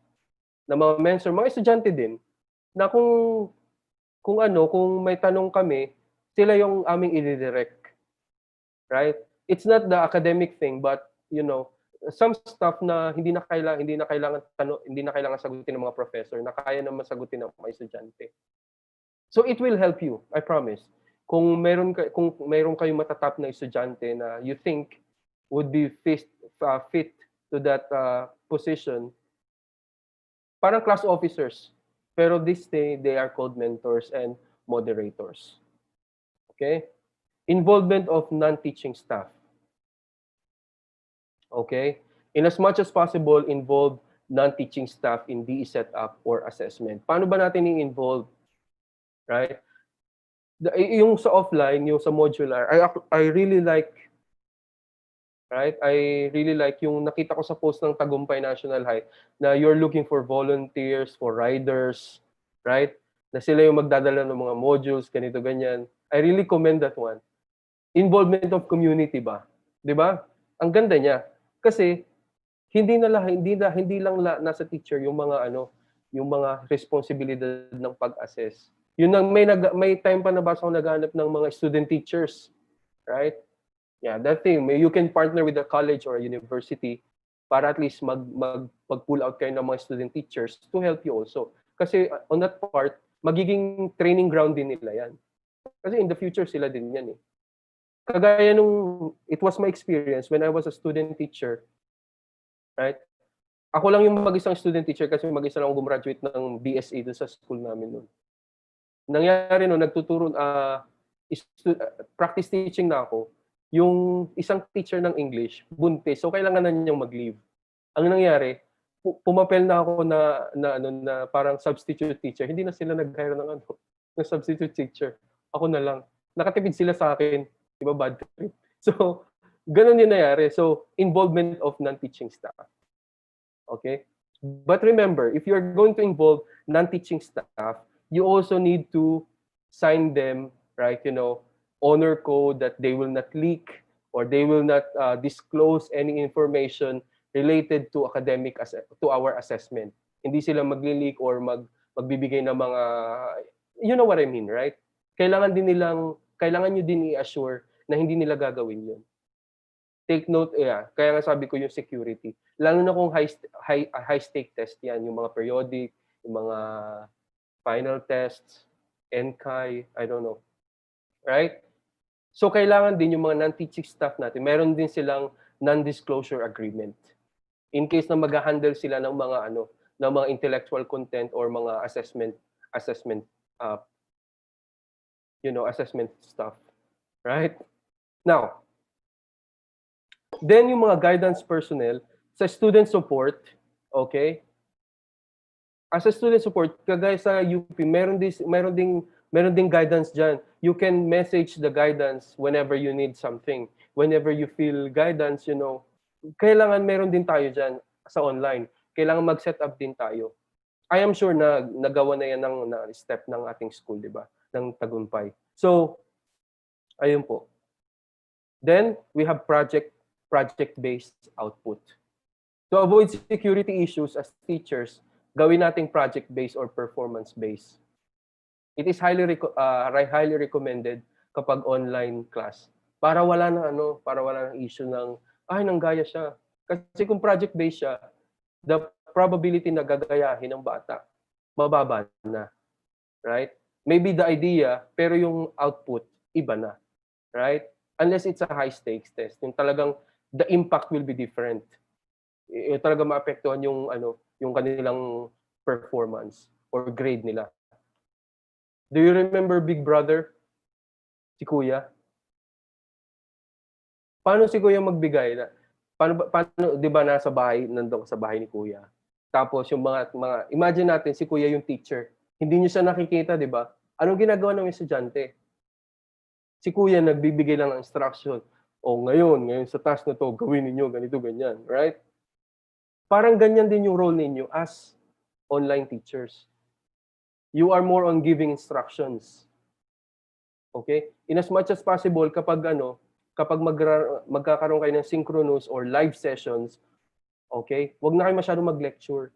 Kasi nasa module na lahat yan eh. O pwede nyo namang i-record yan eh. Pwede nyo yung i-record yung lecture. Pag nag-live session kayo, magkumustahan kayo, right? Para at least mag-sharing kayo. Kasi I am sure, or if I'm not, hindi araw-araw yung live session ninyo, di ba? Sa online class, yung Zoom ninyo or Google Meet ninyo, hindi siya araw-araw. So, once na mag-session kayo, kung hanggat maaari, I'm not suggesting na hindi, hanggat maaari, magkumustahan kayo. Alright? How are you going to make your live session more interactive or more enjoyable? Example, okay, this next session, okay, Lahat tayo magsusuot ng green. So, yung mga estudyante magsusuot ng green, di ba? Lalo na sa mga medyo young learners. Lahat kayo magsuot ng green, or ngayon Independence Day, gusto ko meron kayong flag na katabi sa sa video ninyo, ganyan. Di ba? Mga pakulo na ganyan. Yung hindi yung mag-interactive tayo na sobrang bagal ng internet, mag-ano pa tayo yung mga online applications. Talagang mahirapan sila. Yung mga kaya nila, magsuot ng ganito, okay, mag-paint kayo ng ganito, ganyan sa mukha ninyo, kung anong meron. Right? But it's in as much as possible, project-based output. Kasi yung ganyan, pag nagbigay kayo ng instruction sa online na magsuot kayo ng ganito, it's already part of following instruction kapag sinunod nila yan. Di ba? Remember this one. This one I read from one research that I am citing now. Okay? Distance education dwells on projects and assignments as an element of end of term assessment. This one is from Ghana. He is a researcher also from Ghana. Kasi sa sitwasyon nila, parang pareho din sa atin. Yung mga estudyante nila, geographically isolated, lalo na doon, di ba, malaking bansa. Tapos physical talaga yung kanilang, kasi walang kapit-kapit bahay doon. Di ba? So, more on project sila, yung kanilang distance. So, we will proceed now. Now, organizing your submission. How do you organize your submissions? If using email, use file name format. It will save your day, right? Example, for this assignment, if you're going to submit an email, mag-set kayo ng format. Example, student number, kung may student number kayong ginagamit, and then the name of subject. Para at least pag dumating na siya sa inyo, pumasok na siya. Right? Mas madali niyong i-organize yung email niyo, mas madali niyong mababrowse yung mga output nila. Kung email-based siya, kung isa-submit. Subject lines must be uniform. Yung subject line. Turuan niyo sila, or kung kayo mismo hindi marunong maggamit ng email, so at least kailangan niyo nang matuto kung magiging email-based yung submission ng output ng mga bata. Diba? Kailangan i-uniform natin yung subject line para mas madali nating i-browse or i-organize. Okay? If you are using social media account, okay, for submission, okay, use hashtags. Example, for Facebook, or for Facebook, we will discuss it later. For Twitter, use hashtags. Kung gusto mo ng opinion sa mga bata na hindi mo na kailangan na i-message kanila, use Twitter. Use a specific hashtag na exclusive for your class. Kasi pag gumamit kayo ng public hashtag, tapos sinearch nyo yung hashtag na yan, baka sobrang daming lumabas. Mag-formulate kayo ng specific or exclusive hashtag sa inyong class. Ginawa ko yan. Very effective. Okay? A specific hashtag. Okay?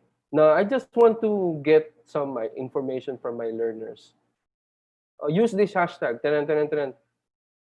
Pag-search ko sa Twitter, nandyan na nga. Right? Mas mabilis siya. If submitting, okay, ito. Ito pa issue kasi nga, ayaw natin mag-type, di ba? Or baka mahirapan yung mga bata mag-type. If submitting files, use CamScanner to make JPEG or PDF files. Kasi nga kung magsisend sila ng picture lang, pag sabihan natin mag-download kayo ng CamScanner, kasi pag in-scan nyo yung picture, yung output niyo, kung sinulat man nila sa mismong physical na papel, tapos isasubmit nila yung papel, kasi nahirapan nga sila mag-type, gamitin natin yung CamScanner. Picturean nila yan. Kasi pag kinam-scanner na yan, parang imo-modify ng CamScanner yung quality ng picture na mas malinaw, mas maliwanag. Right? Yun, pwede na. Mas madali na nating basahin as teacher. Kasi kung picture siya tapos madilim, diba, mahirapan pa tayong magbasa. Kung hindi kaya mag-type ng estudyante. Okay? So, yun. Ano pa? Using free cloud-based apps to save memory and other useful apps. So I have here suggestion. Kayo na lang ang mag-browse dito. PC Cloud, P-Cloud. Mayroon siyang free na 10 GB. Dito pwede kayong mag-store ng mga output ng mga estudyante kasi kailangan natin ng 'Di ba kailangan nating i-store yung mga output nila, pero hindi naman kailangan i-store natin lahat sa laptop natin o sa hard drive kasi hindi naman natin sila iba-browse for the entire year, right? One time lang siya. So, pwede natin siyang i-save. Google Drive, which is 15 GB free, okay? If you have subscription to G Suite, it will be unlimited. Pero yun nga, practical approach tayo, hanap tayo ng mga alternative. Box. Okay, box.com, free 10 GB. Mediafire, okay, 10 GB free. Mega.nz, 50 GB free. So kayo na lang ang mag-browse later, kung yung mga IT nyo, pwede na rin nilang mamaya matingnan tapos sabihin. Itong Vocaro.com, I like this one. Kung output niyo gusto niyo maging, kung yung assessment output niyo sa mga bata parang recorded voice lang or audio or podcast, for this English class, I want you to read a story. Parang ganyan, yung ganyan ginawa ko. Okay? Use Vocaro.com. It's a cloud-based app. Hindi na kailangan ng mga estudyante na mag-submit, mag-record, i-send yung file sa inyo. No need. Directly na siya na mare-record online. Tapos ang gagawin ng mga bata, isasubmit na lang yung link sa inyo. So link na lang yung pupunta sa inyo. Talaga it will save a lot of space. Yung Vocaro.com. So they don't need, it's unlimited. Okay? You can also use this to give instruction to your students. Okay? Screencastify. Okay? 5 minutes. Ito nga yung na-discuss as an add-on to your Google. Right? But it's only limited free for 5 minutes. Okay? So it's not good kung medyo kailangan mas detailed yung instructions ninyo, lalo na sa senior high school na, example, research, mas detailed yung instruction ninyo. Baka 5 minutes not enough. Okay? Bandicam, maximum 10 minutes for free screen recording. Right? So yun, hanap kayo ng alternative. Kasi I'm using this one, kasi dito sa ginagamit ko ngayon, unlimited siya, yung screen recording ko. You can also, as an alternative, okay, I will give you a trick. Gawa kayo ng Zoom account para maging mas mahaba yung recording time ninyo. Mag-share screen kayo, gamitin niyo yung Zoom sa pag-record ng ng screen ninyo. 'Di ba sa Zoom unlimited 'yan? That's trick. O kaya kung naka-G Suite kayo sa Google Meet, pwede rin kayong mag-record doon ng screen. Pero sa Zoom, pwede kayong so walang wala na yang limit. Memory na lang ang magiging limit niyo diyan. Right? So yan yung mga alternative. Kasi personally, screencasting or screen recording, okay, is more effective if you are giving instruction. Kasi mas nakikita ng mga bata or ng mga learners yung actual na ginagawa mo as teacher. Kaysa magbibigay lang tayo ng oral instruction, na audio instruction. Mas maganda yung screencast or screen recording. Ginagawa ko po yan para mas maiwasan din natin yung tanong ng tanong mga bata. Sabihin mo, in-upload ko na yan sa 'di ba, sa video, panoorin niyo na, ganyan. So, ganyan na lang gawin niyo. Okay. So, nandito ulit yung bata. Not everyone is at the same level of technological knowledge from one another. Even as teachers, right? Hindi lahat pare-pareho yan. Kailangan nating tandaan po yan. Avoid device-specific site. Yun nga, sa portability. Kung hindi siya suitable dito sa phone na to, mas maiging i-try nyo muna sa phone. Bago nyo i-release yung online assessment niyo, i-try nyo muna sa sarili ninyo kung legible ba siya sa maliit na mobile phone or not. Right? What else? Kaya gaya ng sinabi ko, if you can pre-record your class, that's better. Kasi kung mag-online session kayo, tapos magkaklase kayo, tapos mabagal yung internet, naku, sakit sa ulo yan. Ang gagawin lang ng estudyante, ganyan lang yan. Kaya nakatuwa nga lang yan. Kasi alam niyo yung span of attention ng estudyante natin. Right? Kailangan nating alamin yung speed ng kanilang patience. Kasi pag mabagal ang internet, nakakawala ng pasensya, nakakainit ng ulo yan. Lalo na sa mga kabataan ngayon na we rely mostly on the speed. Right? So it's better you can pre-record your instructions and directions or your lesson. Kaya nga I commend yung TV, yung tawag doon, Ang tawag din sa DepEd TV.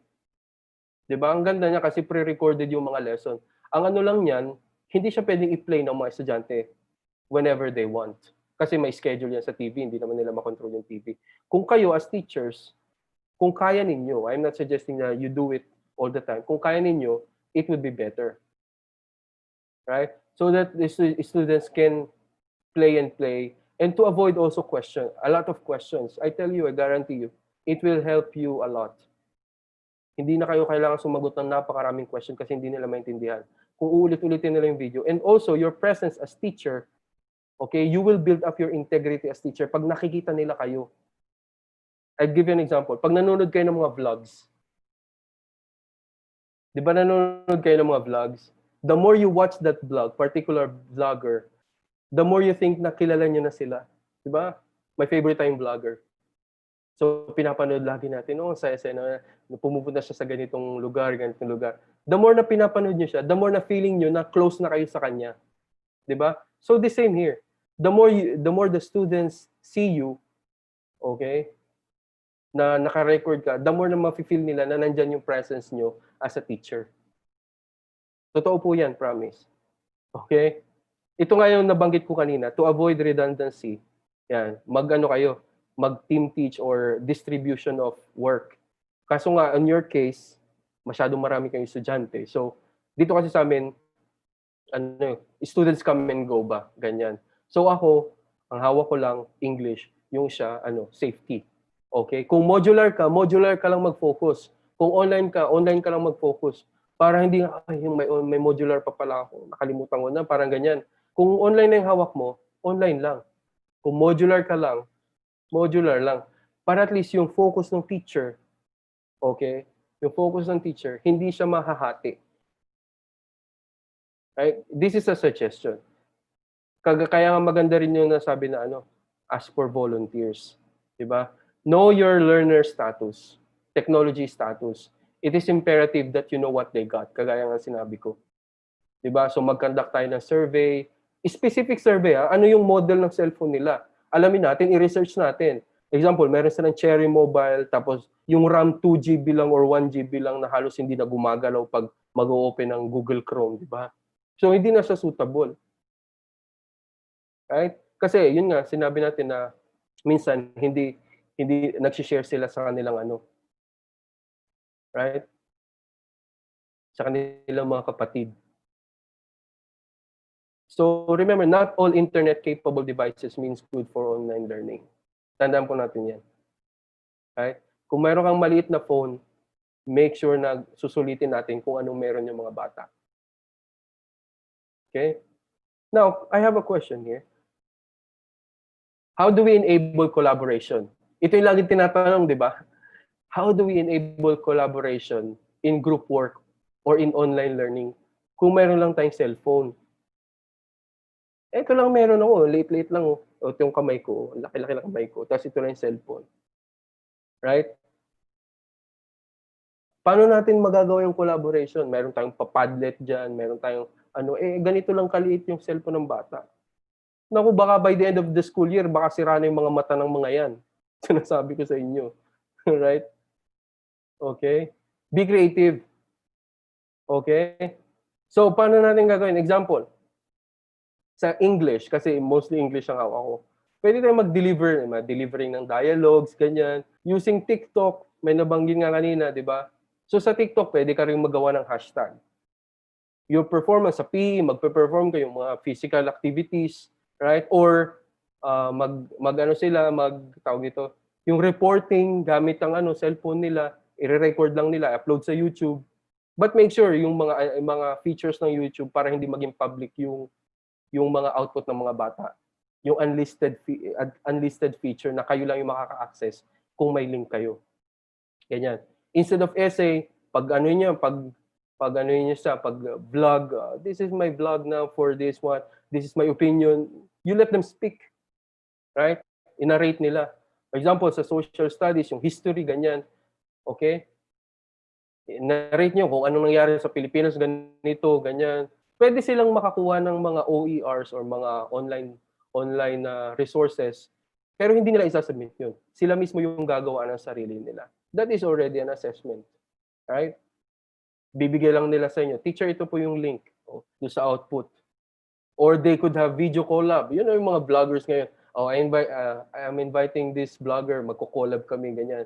Magsasalita kami about. So, make it creative. Performance pa yun. Mayroon tayong tinatawag na performance task, di ba? Sa ating school noon, nung bago mag-COVID. Okay? For photography, example sa arts. Okay? I like photography actually. So, kaya nandito siya. So, paano yan? So, you will tell them to upload in Instagram kasi mas maganda pictures pag nasa Instagram. Okay? Use hashtags or magko-collab sila o gawa sila ng account nila tapos upload sila doon. Just be creative.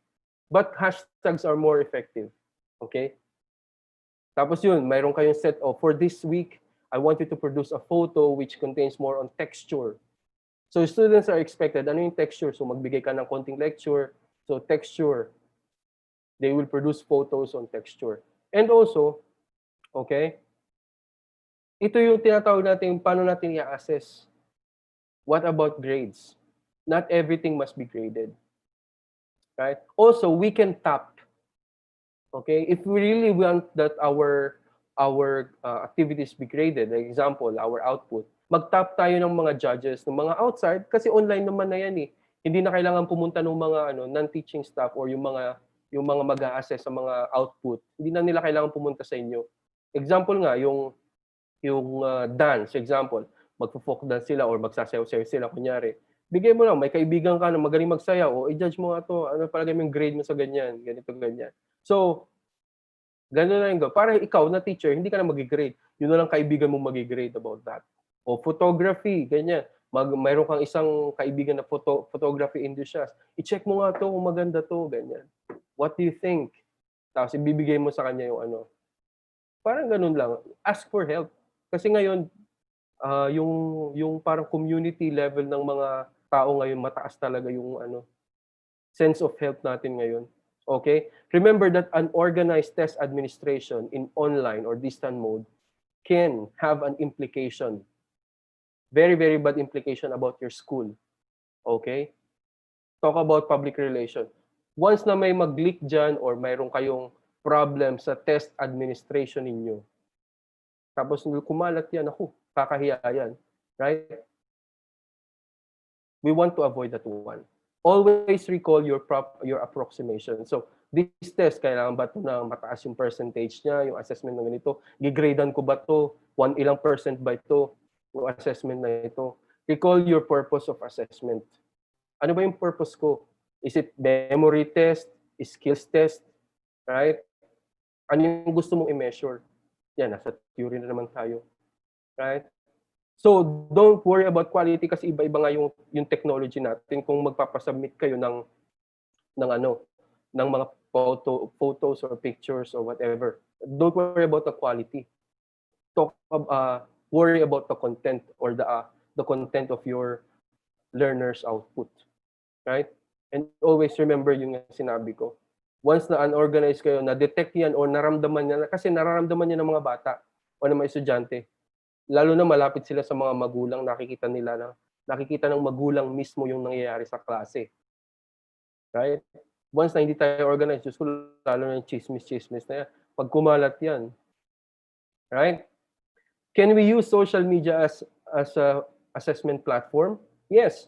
Kagaya nga nung binanggit ko, Twitter, if you want to ask for polls or video postings, right? You want them to make a meme. Make a meme, okay? Like that. Diyos ko, yung mga skills ngayon ng mga bata, kailangan i-adapt natin sa skills na mas madali silang maka-adapt. Okay? TikTok, YouTube, gusto niyo silang mag-demonstration, cooking demonstration, okay, mag-YouTube sila, mag-vlog, but learn how to limit. Okay? Limit the time. O, magluto sila ng ganitong dish, right? Sa TLE. So they can. Of course, yung ibang concerns, isipin din natin yung budget, ganyan. Right? Instagram for postings, right? WhatsApp Messenger. Kasi dito sa Saudi, hindi sikat ang Facebook. Walang gumagamit ng Facebook. Kaya yung mga students ko hindi sila gumagamit. We are more on WhatsApp and Snapchat. So yan yung mostly na assessment na ginawa ko. So I had one time na mga estudyante ginawa, o mag-submit kayo ng photo na nagsasalita kayo. No need to see the face kasi bawal makita dito yung mga mukha ng babae, di ba? So nagsasalita kayo, ganito, ganyan. I-send nyo na lang sa akin. So ganyan yung ginagawa ko. Okay? So learning in distance or online is more social than interactive. Paano sinabi kong more social than interactive? Kagaya ng sinabi ko, kung gagawin natin interactive yung online natin sa mga live sessions natin, tapos yung infrastructure natin bumibigay na hindi na kaya, naghihikahos na. Hindi na siya interactive at all. Pabigat na siya. So it is more on social kasi nga yung mga estudyante natin, they are away from each others. Tignan mo si Michelle, 'di ba? Classmate kami. So sa school lang din kami nagkita. So we talk constantly kasi nga this is how we learn. We talk to each other. So we make avenue for them to socialize. Okay? But not to the extent na papasukin pa natin mga personal na buhay nila. Let just them socialize themselves. But, so, what are the mobile or computer-friendly apps that I could suggest? Okay? So these are both compatible to computer and laptop. So yun nga, I'm sure alam nyo na to, quizzes. This is good for practice. Ginagamit ko siya sa mga estudyante ko. If you want to practice, example, mastery of the subject, right? Especially for rules in mathematics, you can use this one. And you can also take, I don't know if we still have time, 5:00 na pala ng umaga, right? So, you can practice this. You can get, we call it the teleport feature ng quizzes. You can make as teachers, get other outputs from the teacher. So hindi mo na kailangan mag-compose. Pipili ka na lang kung anong gusto mo, o itong question na to gusto ko, dalhin ko siya sa quiz ko. Pwede niyang gawin sa quizzes. Also this Kahoot. Okay? You know this Kahoot is for self-paced. It's not just for live classes. Pwede niyo rin siyang gawin sa self-paced instruction or sa self-paced assessment ng mga bata kung ano yung mas convenient sa kanila. Okay? GimKit. GimKit is best for live class. Kaya ko siya binibigay kasi ginagamit ko siya personally. Ginagamit ko siya sa mga students ko. These are all mobile-friendly apps. Okay? Mentimeter. So ito nga yung ginawa natin ngayon. So as your opinion, 'di ba? Gumagamit kayo Mentimeter. So medyo kailangan niyo pong mag-shift from one app to another. Paano na lang kaya kung magla-live class kayo ng mga estudyante niyo? Imagine you have 40 students na you go to this app, you go to this app. Tapos yung cellphone nila sobrang bagal. Ano sa palagay yung maramdaman nila? Ngayon naramdaman niyo, okay, punta kayo sa ganitong app, i-type niyo to. 'Di ba naguguluhan din kayo? How much more yung mga bata na nag-aaral? 'Di ba? Now, let's continue. Teacher tips. Okay? If you can try to have a double screen setup. Ito yung setup ko sa school.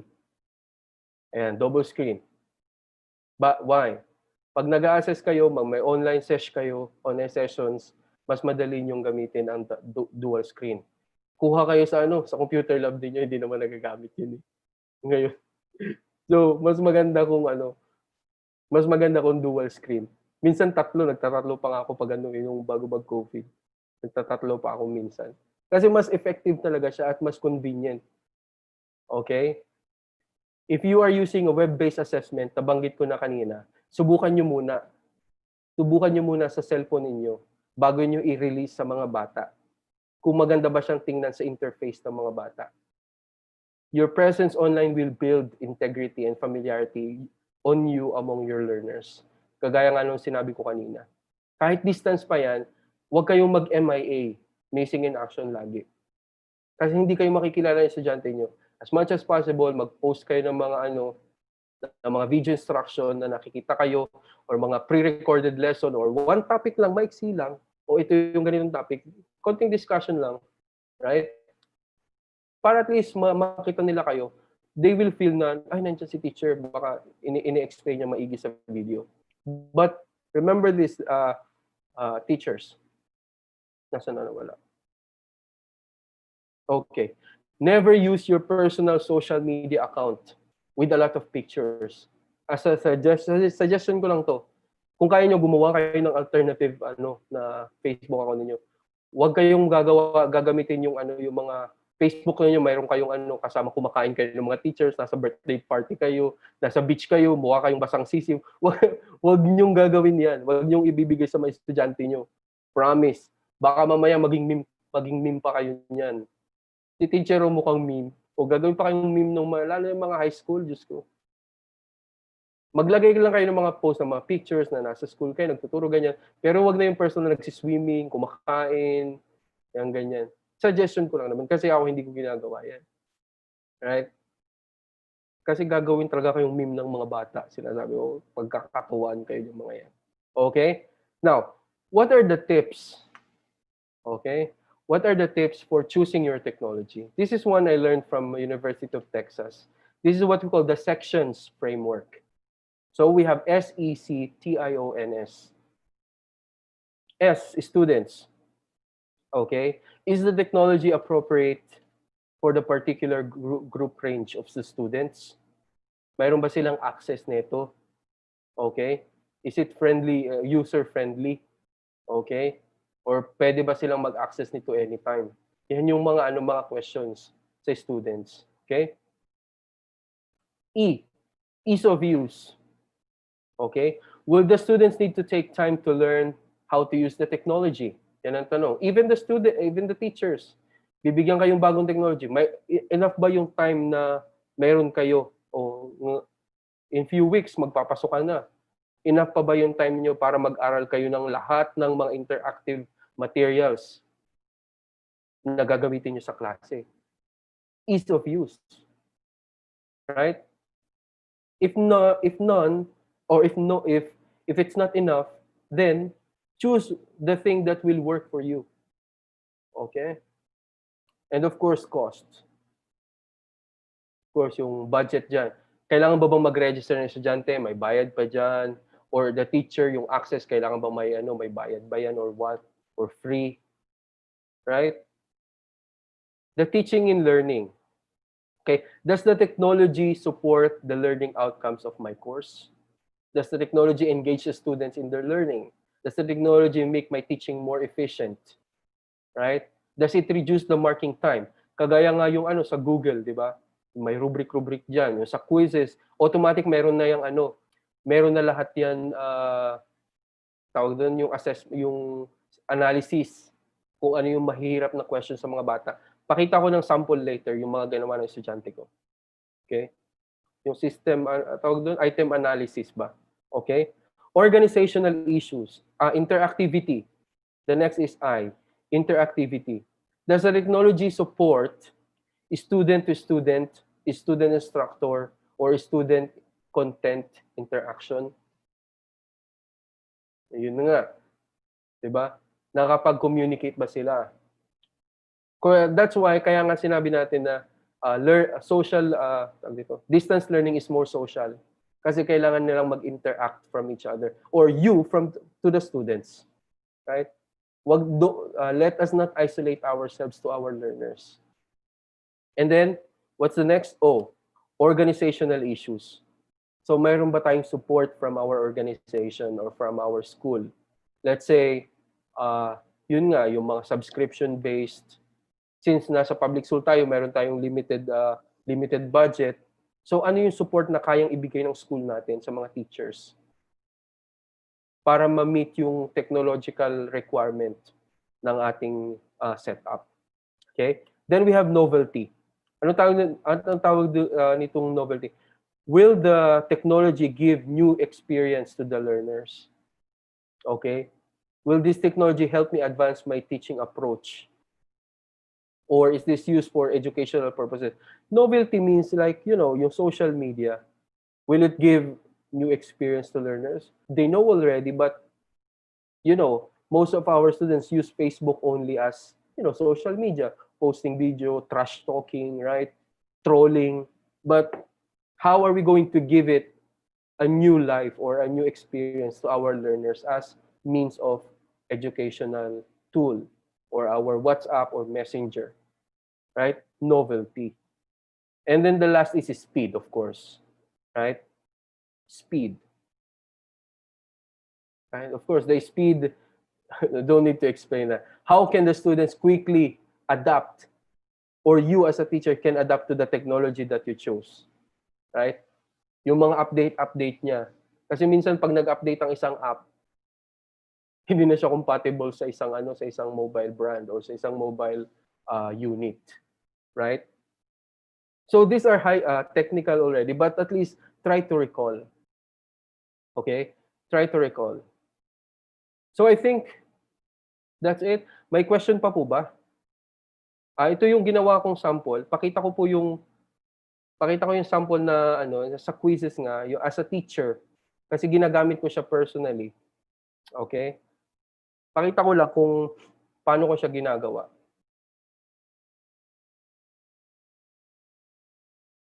Sana nakikita niyo siya. Okay?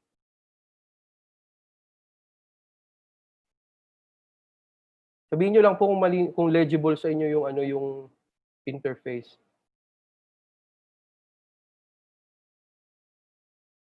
Okay? So ito mismo yung mismong ginagawa ko sa quizzes. Okay? Of course, multiple choice question, napakagandang tanong yan, napakagandang type of test yan, depende kung paano natin i-formulate yung mga questions natin. Kasi yung safety ko, mostly talagang rules and standards. So, highly memory-based siya. Nasaan na ba yung reports? Malinaw po ba yung sa inyo?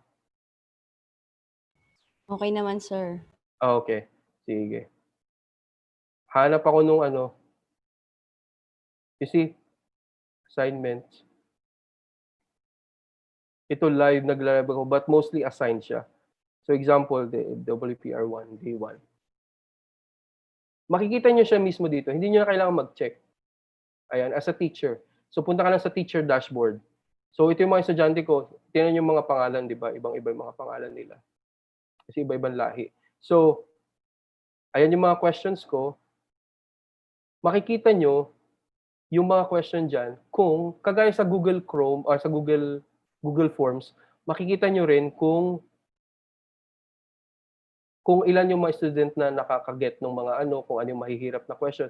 At maganda pa dito, pwede nyo siyang i-email sa parents. Kung yung parents nanghihingi ng output, pwede nyo siyang i-email yung result sa kanila. Hindi nyo na kailangang mag-compute or syempre requirement pa rin yung computation sa kasi papasa sa DepEd, di ba? So ayan, makikita nyo yung parang item analysis niya kumbaga. Right? Doon sa mga tanong. Yun naman sa Kahoot, okay? Ganyan lang siya. Very simple to use. Tapos pwede rin kayo maglagay ng standards. This one is, I think, United States-based na yung mga standards na yan. Okay? Ang maganda pa dito, sa quizzes, makikita nyo rin, I don't know if you know already, makikita nyo rin dito kung ano yung ginagamit nilang technology. Kung ano yung ginagamit nilang cellphone, kumbaga. Kagaya dito, itong estudyante ko si Asim, ginagamit niya Motorola. Makikita mo rin yung time kung kailan siya nag-attempt ng test. So, kung magamit siya ng Android, so I sent the link on Facebook. So, kung nakuha niya sa Facebook, makikita niyo kung saan galing, hindi lang siya pinasa-pasa. Okay? Huawei mobile quizzes app. So, that's how detailed. This is a free app, no subscription. Okay? Now, let's move on to Kahoot naman. Kasi we're getting into details. Nasaan na yung Sa Google Forms, pwede nyo rin gawin siya. Actually, pwede nyo rin siyang gawin. Teka lang. Okay. Here.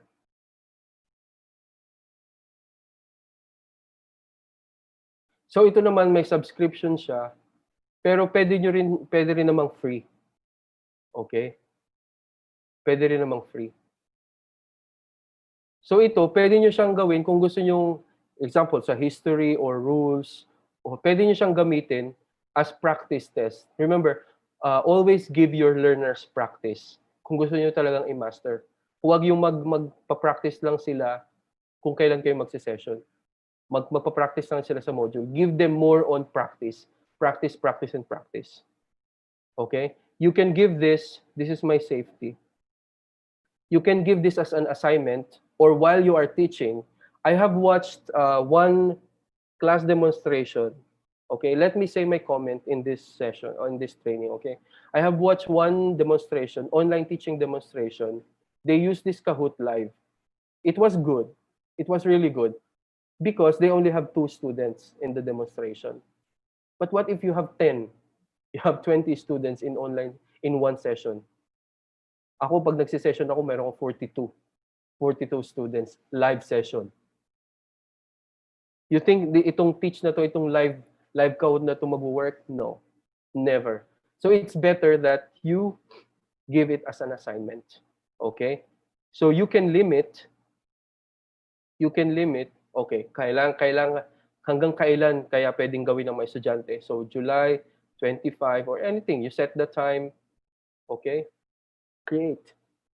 So by this time, the students will have ample time for them to practice. Magbabasa muna sila, tapos magpa-practice na sila kung alam na nila. Tapos as a teacher, makikita mo yung progress nila. So, play challenge yourself. Right? So, ganyan lang. Sa mga estudyante, pwede nilang gamitin. But this Kahoot needs to have a downloaded application. Right? So, ganyan lang po siya. So, students will have the self-paced. This is self-paced. Okay? This is a self-paced instruction for them. So, ganyan lang po siya. Ngayon, let's proceed naman kung paano nyo gagamitin. Okay, bilisan ko na ng konti kasi masyado na palang mahaba. Sa Facebook naman, I have using Facebook as an LMS kasi nabanggit sa akin ni Michelle kanina nung nakaraan na yun nga, ang gagamitin na LMS is Google Class. I am using Google Class now. It's boring. Kasi hindi ka makapag-comment, hindi ka makapag-post ng picture. Magpo-post ka ng picture, lalabas siya as file, downloadable. Hindi ka gaya sa Facebook na pag ginamit mo siya, makikita agad ng bata yung picture. Okay, sa Google Class, hindi. The students need to download it first. Ginagamit ko na kasi siya. Okay? So, ito yung yung sample na ginawa ko sa ESL class ko. Kagaya ng sabi ko kanina, yung mga estudyante dito hindi sila gumagamit ng Facebook. So nag-stick ako sa Google Class. So ito yung Google Class ko. Kasi you see kung gaano kahaba.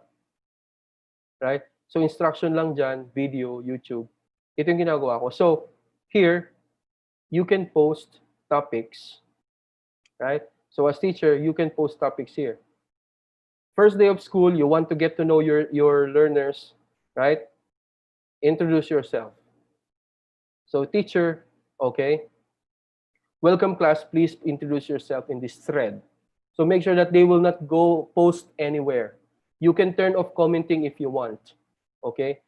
Avoid, let them not post anywhere they want. Kasi maguguluhan din kayo as teachers. So I have a sample student here. Her name is Dana Ligo, right? So I made her for this training. So just this one, mas magre-reply yung ibang estudyante. Just like that. And then units. Okay? So this, I have 3 units in my safety class example. So you don't need to post everything here.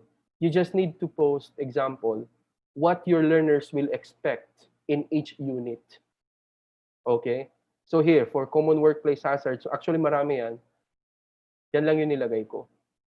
Hazardous, PPE, excavation, working attack. Unit 2, confined space. So yan. So that the students will know kung ano yung content ng klase natin.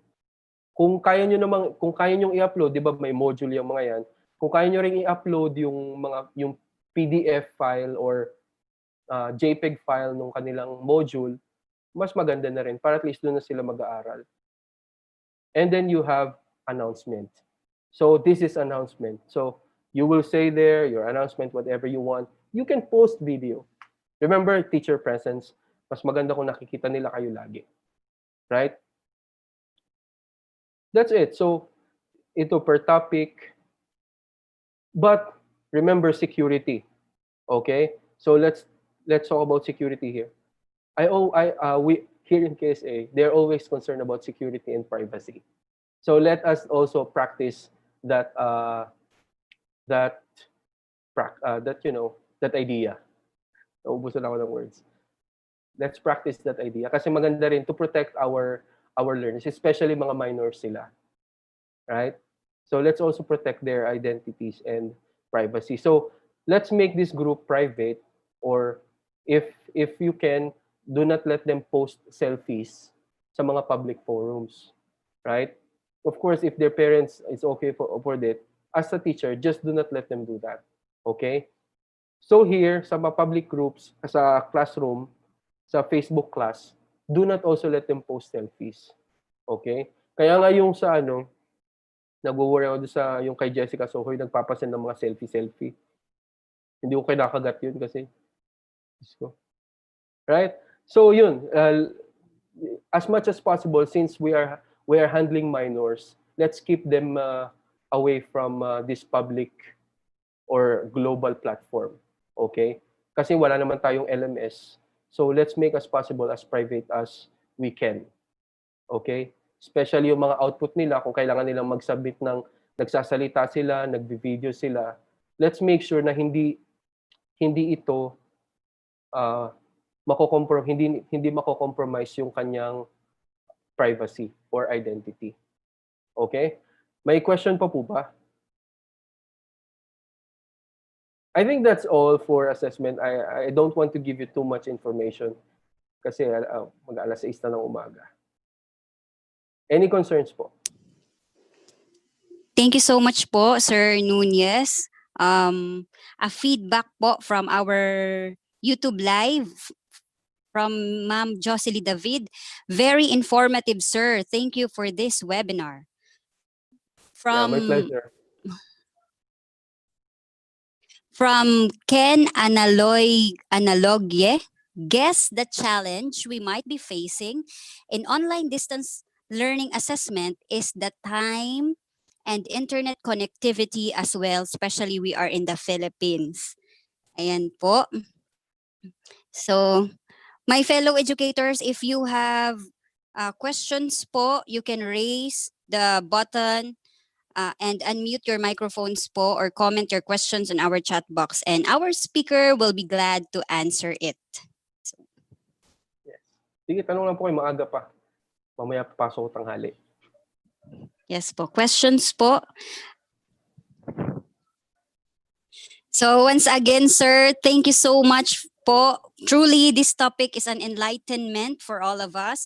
What I loved the most is in this session was the teacher sense, which you mentioned a while ago. It is true, even in a normal setup, students really tend to copy their essay answers online. As an English teacher, I observe that. That's why, as a teacher, we also have to tell them ahead of time that it's a bad habit and that we are aware if they copied and paste their answers online. Okay po. So I can read positive feedback. One From thing one thing I love Yes po. to add, kung gagamit kayo ng mga yung pang-check ng yung plagiarism check, okay? Huwag tayong maging harsh sa mga estudyante natin. But it's a good practice na i-check natin for plagiarism. Let's set a limit Yes na po, sir. wag natin silang nag-plagiarize ka pero 10% lang. These are tolerable things, okay? Pero pag 100% plagiarized, doon na tayo mag-set ng sanctions. Yes. Tama po yan, sir. Especially nowadays, they also need to have a guide from, I think I understand that they also have a guide from some websites po in answering our assessment like that po. Correct. Some more questions? My Yeah. fellow educators? Yeah, concerns and challenges. Opo. before we proceed to the awarding of Certificate of Appreciation to our speaker for this session.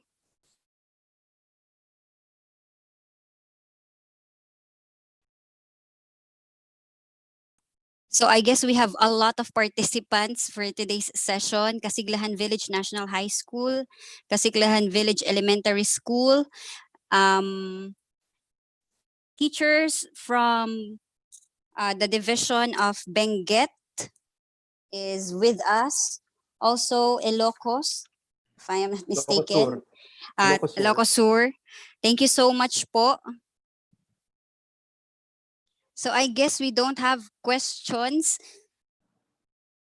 Thank you so much, sir. Excellent speaker from our YouTube public comment. That's from Miss Mary Jane Bayaton. Yan. Okay. So I guess no more questions, queries, clarifications, suggestions, anything, educators? Yeah, I None. encourage Okay. you to question, yeah. Yeah. Sorry. Yes po, I guess sir, wala naman po. Wala naman po so far. Because it's actually an excellent. Yet. Hello po.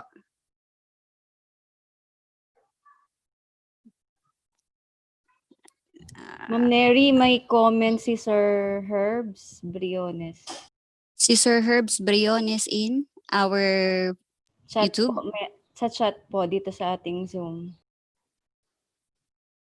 I think it is really important to embedding the said honor code that can direct our online classes to certain valuing. That's from Sir Herbs Briones. Okay po.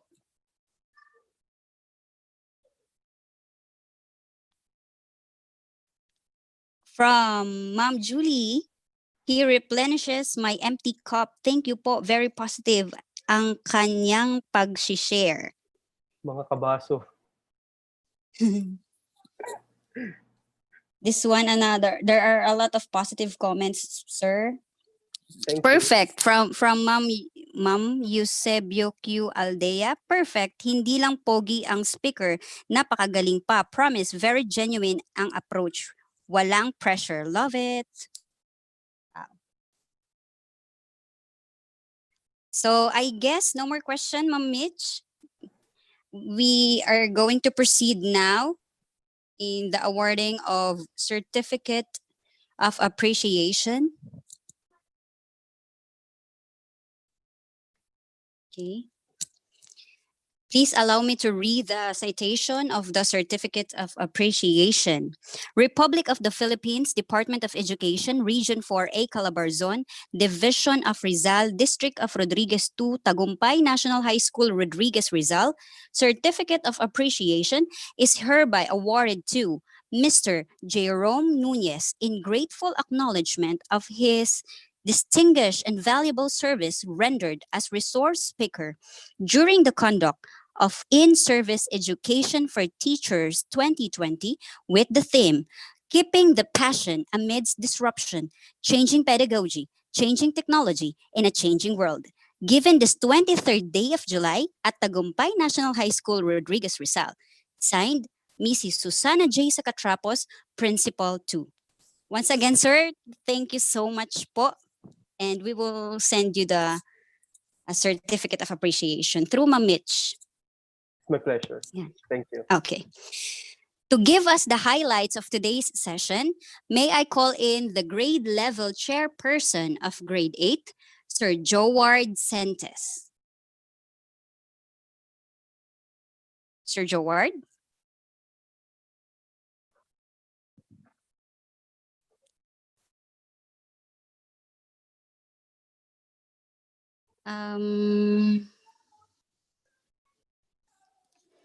I guess Sir Joward is not around in our Zoom. Yep, I guess yes. Sir Joward, are you there?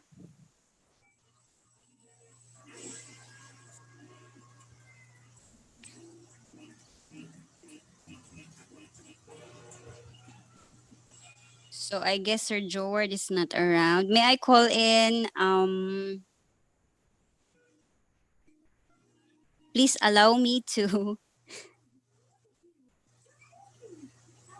can I call other participants from other school po to give synthesis or a feedback learning or takeaways from in today's session po? Ma'am Let's Terry, see. Ayan. Who's that? Sir Falky, Ma'am Neri. Hello, Sir Falcolan. Yes. Can I still ask our guest speaker? Yes po, sir. He He's is still still with us. around. Yes, sir. He's still with Okay. us. Sir, that was actually a very good presentation, something that I haven't seen for a long time. I just want to ask or verify or confirm or something like that regarding the survival rate of those students you had for the past, let's say, 2 years, for the past 3 years. Were they all passing or some students were dropping out along the way? What's your take on that, sir? For my online class, thank you for that question. That's really a good question. Yeah. The attrition rate, mataas talagang attrition rate pag online, pag distance. Even in higher education. Even in higher education. Kasi maraming factors dyan. Yun nga, isa lang yung technology dyan. But isa rin dyan yung ginagawa kong studies ngayon, yung isolation and alienation ng mga estudyante. Kasi nga malayo sila sa, kagaya sinabi ko social being tayo, di ba? Mas natututo tayo pag makasama natin mga friends natin kapag nasa isang setup tayo. Kahit sa higher education, mataas ang attrition rate. In my experience sa mga estudyante ko, kasi required sila na umattend sa akin or else wala silang sweldo. Kasi may sweldo yung estudyante namin eh.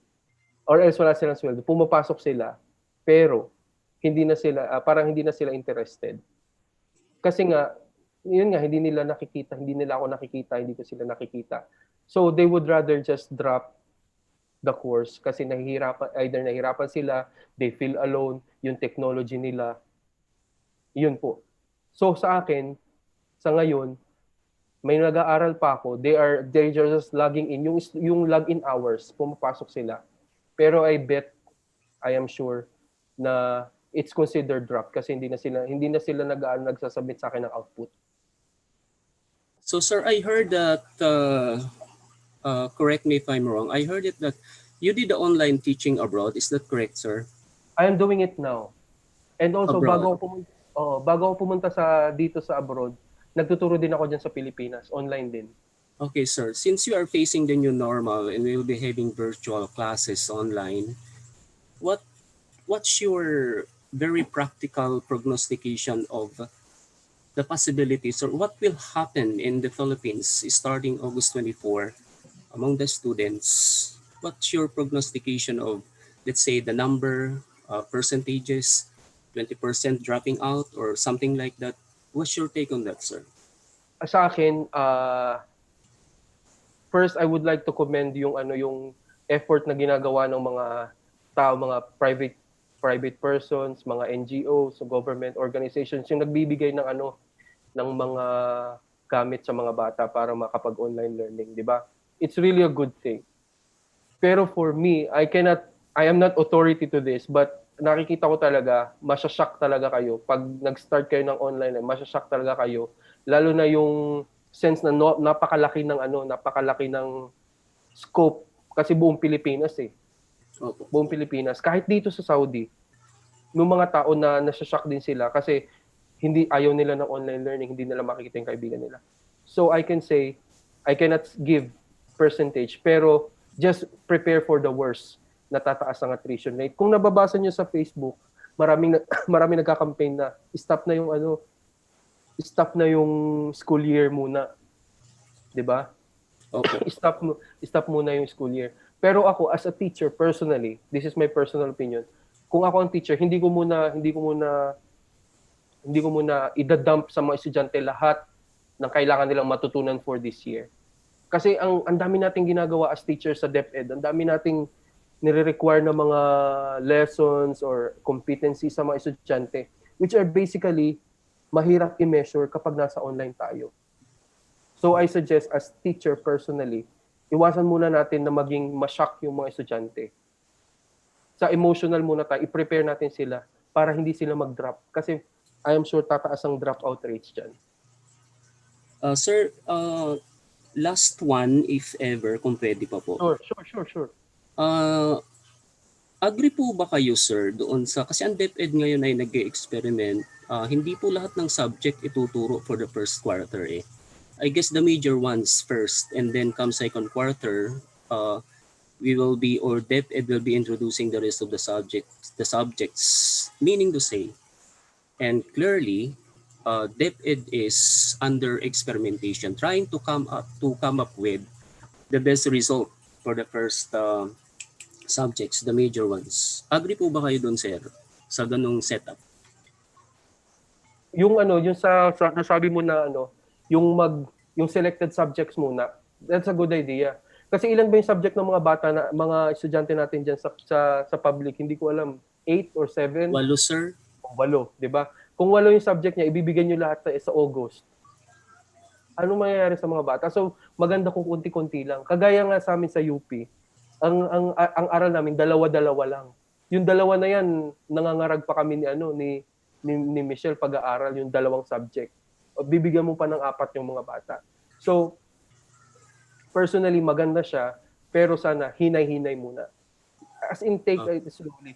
Kasi nung nag-start ako as a distance student, personally, when I started as a distance student, I was at the brink of dropping out sa UP kasi I was so alone. Hindi ko alam ang gagawin ko, wala akong makausap. That is the highly probable na mangyayari sa mga younger learners natin.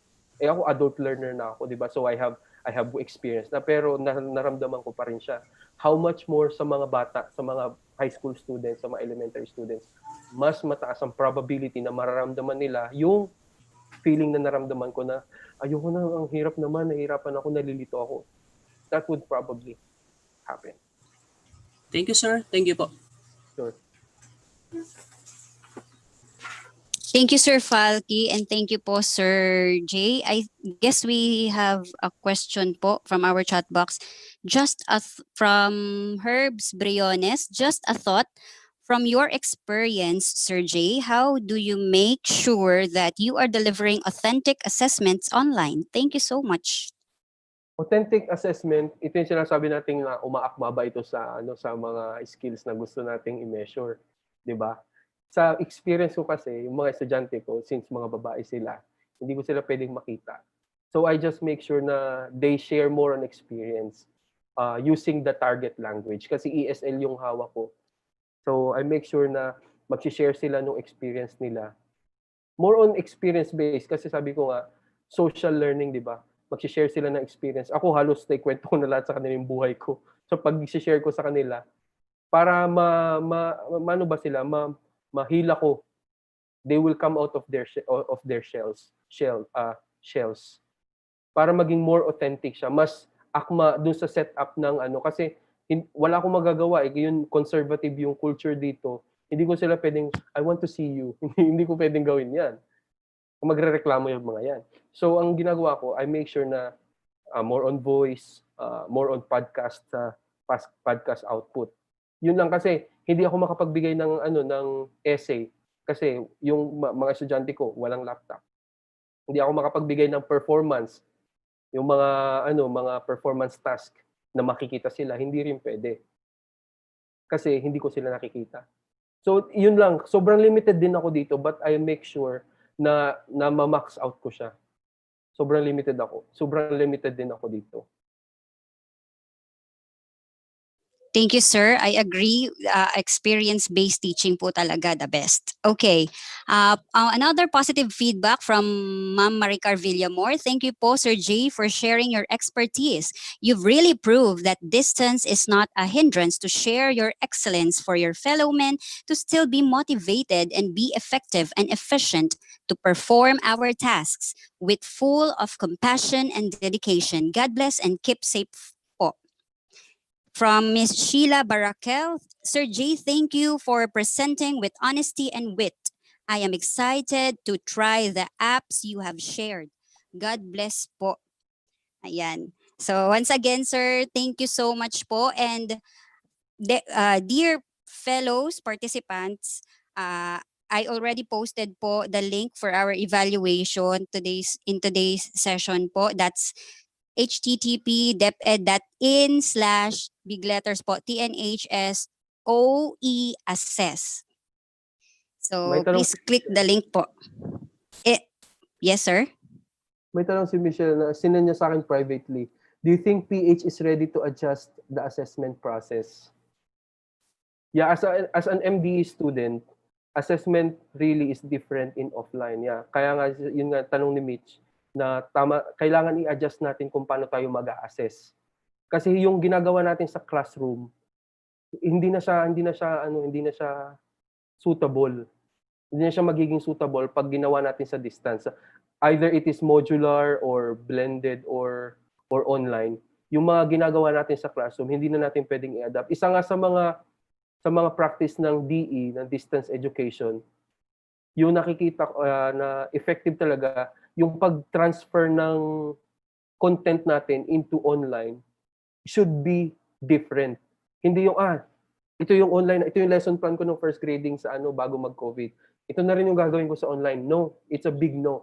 Hindi siya magiging effective kasi ibang-iba. Yung maglalagay tayo ng, example, nagda-live session tayo, may limit tayo sa oras, di ba? So, hintayin pa natin yung mga estudyante mag-log in, yung tapos magkakaroon ka pa ng, tawag dito yung bridging, yung tawag doon yung motivation, yung mga question sa mga bata sa online. Meron kang 40 students, example, sa online. Paano ka makakasolisit ng mga opinion sa mga bata na sa online? Sasabihin lang nila, naku, kahit nasa classroom na nga, ganito pa rin si teacher, dami-dami pa rin tanong, pinipili pa rin kung sinong sasagot, kung sinong ganyan. So, ibahin natin yung ating approach. Let's make our teaching more social. Kaya nga sabi ko, yung gamitin natin yung social media. Kaya nga, social, di ba? Para at least yung mga bata na hindi nakakapagsalita or walang chance na makapagsalita, they can share. Yun po, yung in terms of assessment, ganun din. Mas mabibigyan ng chance yung mga introverts natin na mapakita yung sarili nila or mapakita yung in terms of the Philippine setup, it's like a macro level. Siguro pag ako na yung DepEd secretary, i-adjust natin yan. Pero as of now, wala akong magagawa dyan. Tingnan natin. Yeah, thank you, Mitch. Yeah, thank you po, Sir Jay. Very realistic po talaga yung mga sinasabi po ninyo. And we try to still follow. Of course, we have to follow the higher ups po. Kasi we are, in the system of the Department of Education. Correct. So, thank you for that po, sir. Before we proceed po to the Katami presentation, just to remind the TNHS teachers to please accomplish the VOC. There are still about 13 teachers who haven't yet responded as of today. So please find time po to answer. The click is still available and posted in our group page po. That's for VOC. That's for the next presentation of our INSET po. Okay. So for quality assurance technical assistance, measurement, and evaluation result, may I present to you the top 5 evaluators from the first session that we had up until the last session yesterday. I will also read some feedbacks from our participants. Ma'am Mitch, if you would allow me to share my screen po. Okay naman, Ma'am Neri. Okay po. I am actually using my phone, so I'm not really. Wait, I'll try. I'll try po.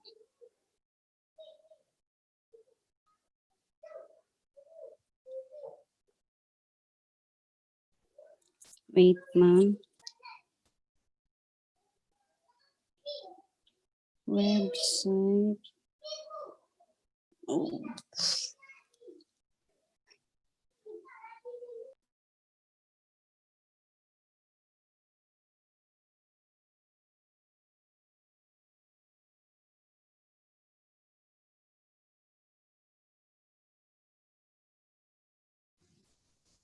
I don't know, it's not sharing. It's not, I think, possible. Wait. Pasend na lang file, Ma'am Neri. Okay po, ma'am.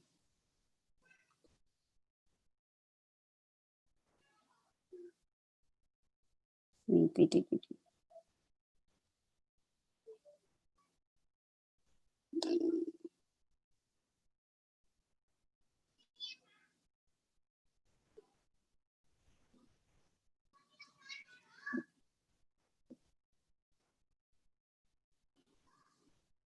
So maybe we can proceed to the next so that we can save time. While I am preparing for the slide presentation, may I call in Ma'am, the head teacher, one of and the TLA department head, the birthday girl po, Ma'am Ana Lucia H. Alba, for her closing remarks. Ma'am Alba, are you there? Yes. Can Okay you hear po. me, ma'am? Yes po. Okay. Good morning, everyone. So, in behalf of the Tagumpay National High School family, I would like to express my gratitude for sharing your experiences and thoughts, your dedication, understanding, and your precious time means so much to us. We have appreciated the engagement and candor that you have contributed to our INSEP. We have gained a better understanding about the challenge we are facing now. We have a clearer understanding how assessment of learning in an online environment is done. Thank you so much, Sir Jerome Nunez from Saudi Arabia with love. I would like also to express my appreciation to all the participants from different places for taking time out of your busy duties. Thank you so much. We have a wonderful day ahead of us. God bless us all. Thank you. Thank you so much po and happy birthday again, Ma'am Alba. Thank you Yan so much, ma'am. po. Yan, Ma'am Mitch.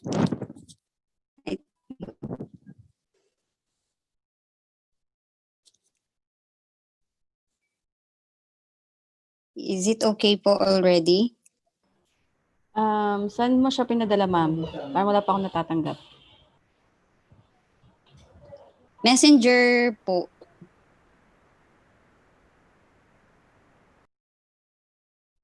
Wait, I'll try again.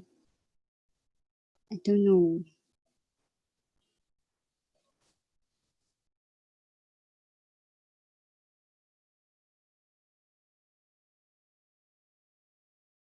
Wala pa ni.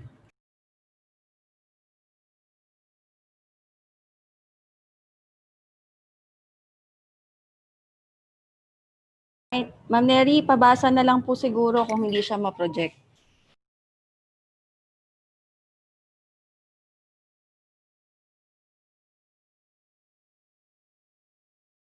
Okay po, sige po. Ayaw po talaga. I don't know why. Sorry, I'm using my phone. Okay. So, I actually have the top 5 of our Katame evaluation po. For day 1, that's session 1, teacher and student support for online environment. Last July 7, 2020, our speaker was Mr. Joseph Mark Aquino. So top 5 from ESP department, Ma'am Jasmine P. Fuentes. Top 4 from ESP department as well, Ma'am Maricardio Villamor. Top 3 from TLE department, Ma'am Abigail G. De La Cruz. Top 2 from AP department, Ma'am Ana Marie R. Aranya. So that's for session 1 with Mr. Joseph Mark Aquino. Top 1 from English Department, Ma'am Marjorie V. Militante. So, our Katame result po, the session got 3.84 out of 4. Facilitator, Sir Aquino, got 3.90 out of 4. Program management team, that's 3.88. So overall session, that's 3.87 average rating. Some significant learning and comments po, I have learned that online world is helpful and can make any work easy, but it is also tricky and dangerous in a way that your personal information might get at. Teacher and student support for online environment.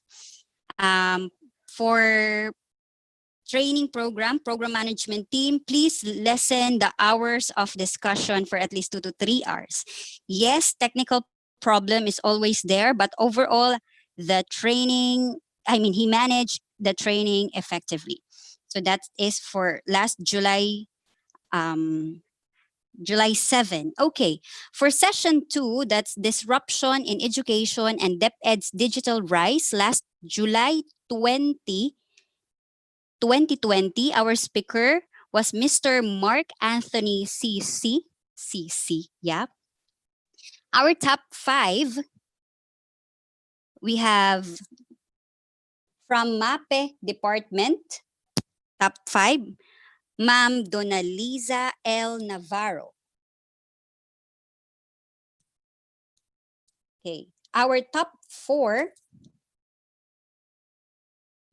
from Casiglahan Village Elementary School, Ma'am Michelle C. Biernod. Our top 3 from Casiglahan Village Elementary School, Ma'am Anesita P. Corsal. Our top 2 from Tagumpay National High School TLE Department, Ma'am Tricia May P. Panso.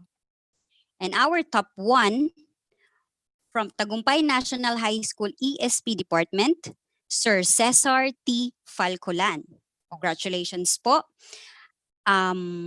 For this session, the average po is 3.73 for the session.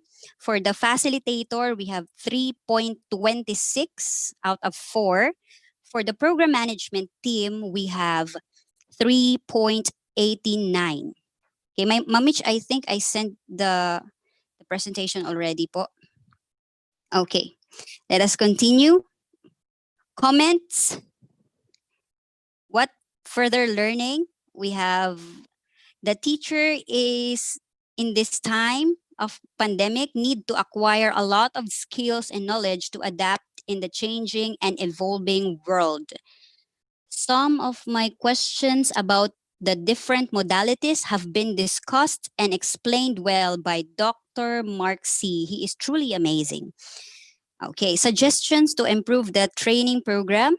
I suggest that people who are assigned in the program to have the prayer, opening remarks, and also the department heads are always ready if they call their names. The training program was delivered as planned. However, some unnecessary noise during the session cannot be avoided.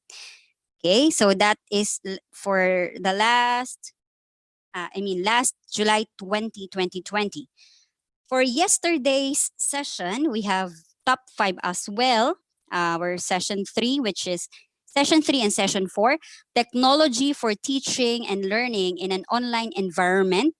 Last July 22, that's yesterday. Our speakers, Engineer Mark Anthony Hamisal and Miss Hazel Angeline E. Tesoro. Okay, top 5 from Casiglahan Village National High School. Okay, ayan. Thank you so much po, Ma'am Mitch. Ayan, top 5 from Casiglahan Village National High School, Ma'am, or I don't know, I'm not sure, Liwayway R. Felipe. Top 4 from Tagumpay National High School TLE Department, Sir Jason F. Burgos. Wait, let us wait for the presentation.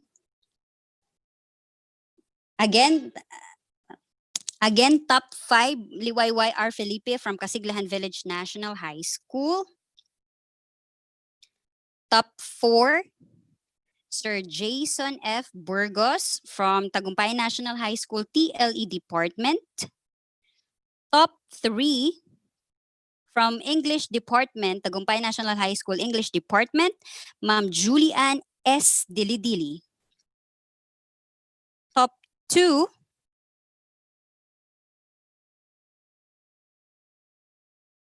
naghang po yata yung screen. Okay naman dito, Ma'am Neri. Okay na po, okay, sige po. Top 2, from TNHS English Department, Sir Aldrin P. Bautista. And top 1, from TNHS TLE Department, Ma'am Mary Ann T. Tarnate. Congratulations po. That was for yesterday. And actually, of all sessions that we had for our Katami evaluation, yesterday was the highest among the previous sessions. Okay. Session we have for the session, we have 3.96 out of 4. Facilitators natin for Mr. Mark and Miss Hazel, they got 3.94. Specifically, si Sir Mark po, Mark Anthony Hamisal, nakakuha po siya ng 3.99. It's almost perfect. And for Miss Hazel, she got 3.96, if I am not mistaken. And for the program management team, this is the highest so far. We've got 3.99, almost perfect na po ang ni-rate na feedback rate po ng ating mga participants. Okay.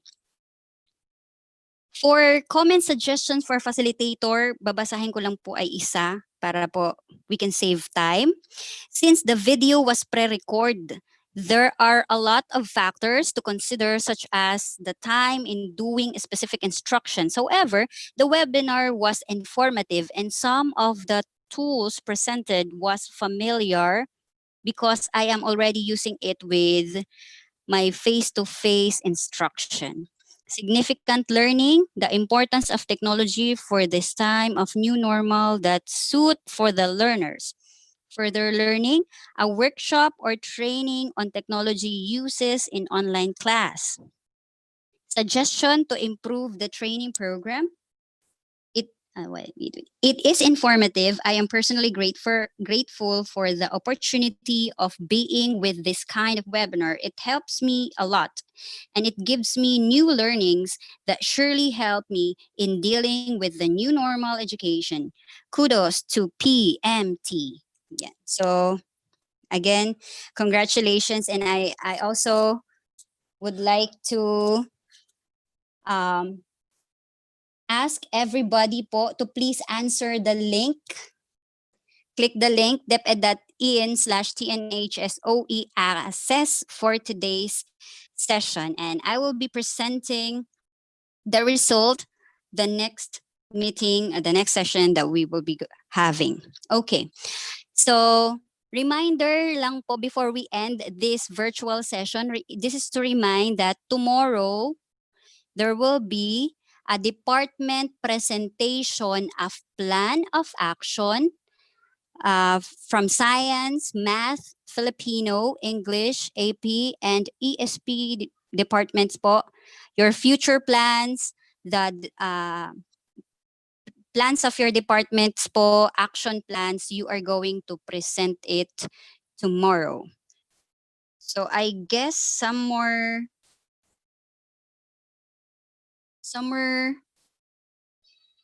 questions, none so far? Okay, so I guess that's the end of our 6th INSET virtual session. Let us all remember this. I noted it a while ago. We have to use what works for us, not what's best for us. See you again very soon, soonest, for more learnings and takeaways to come. Thank you and God bless po everyone.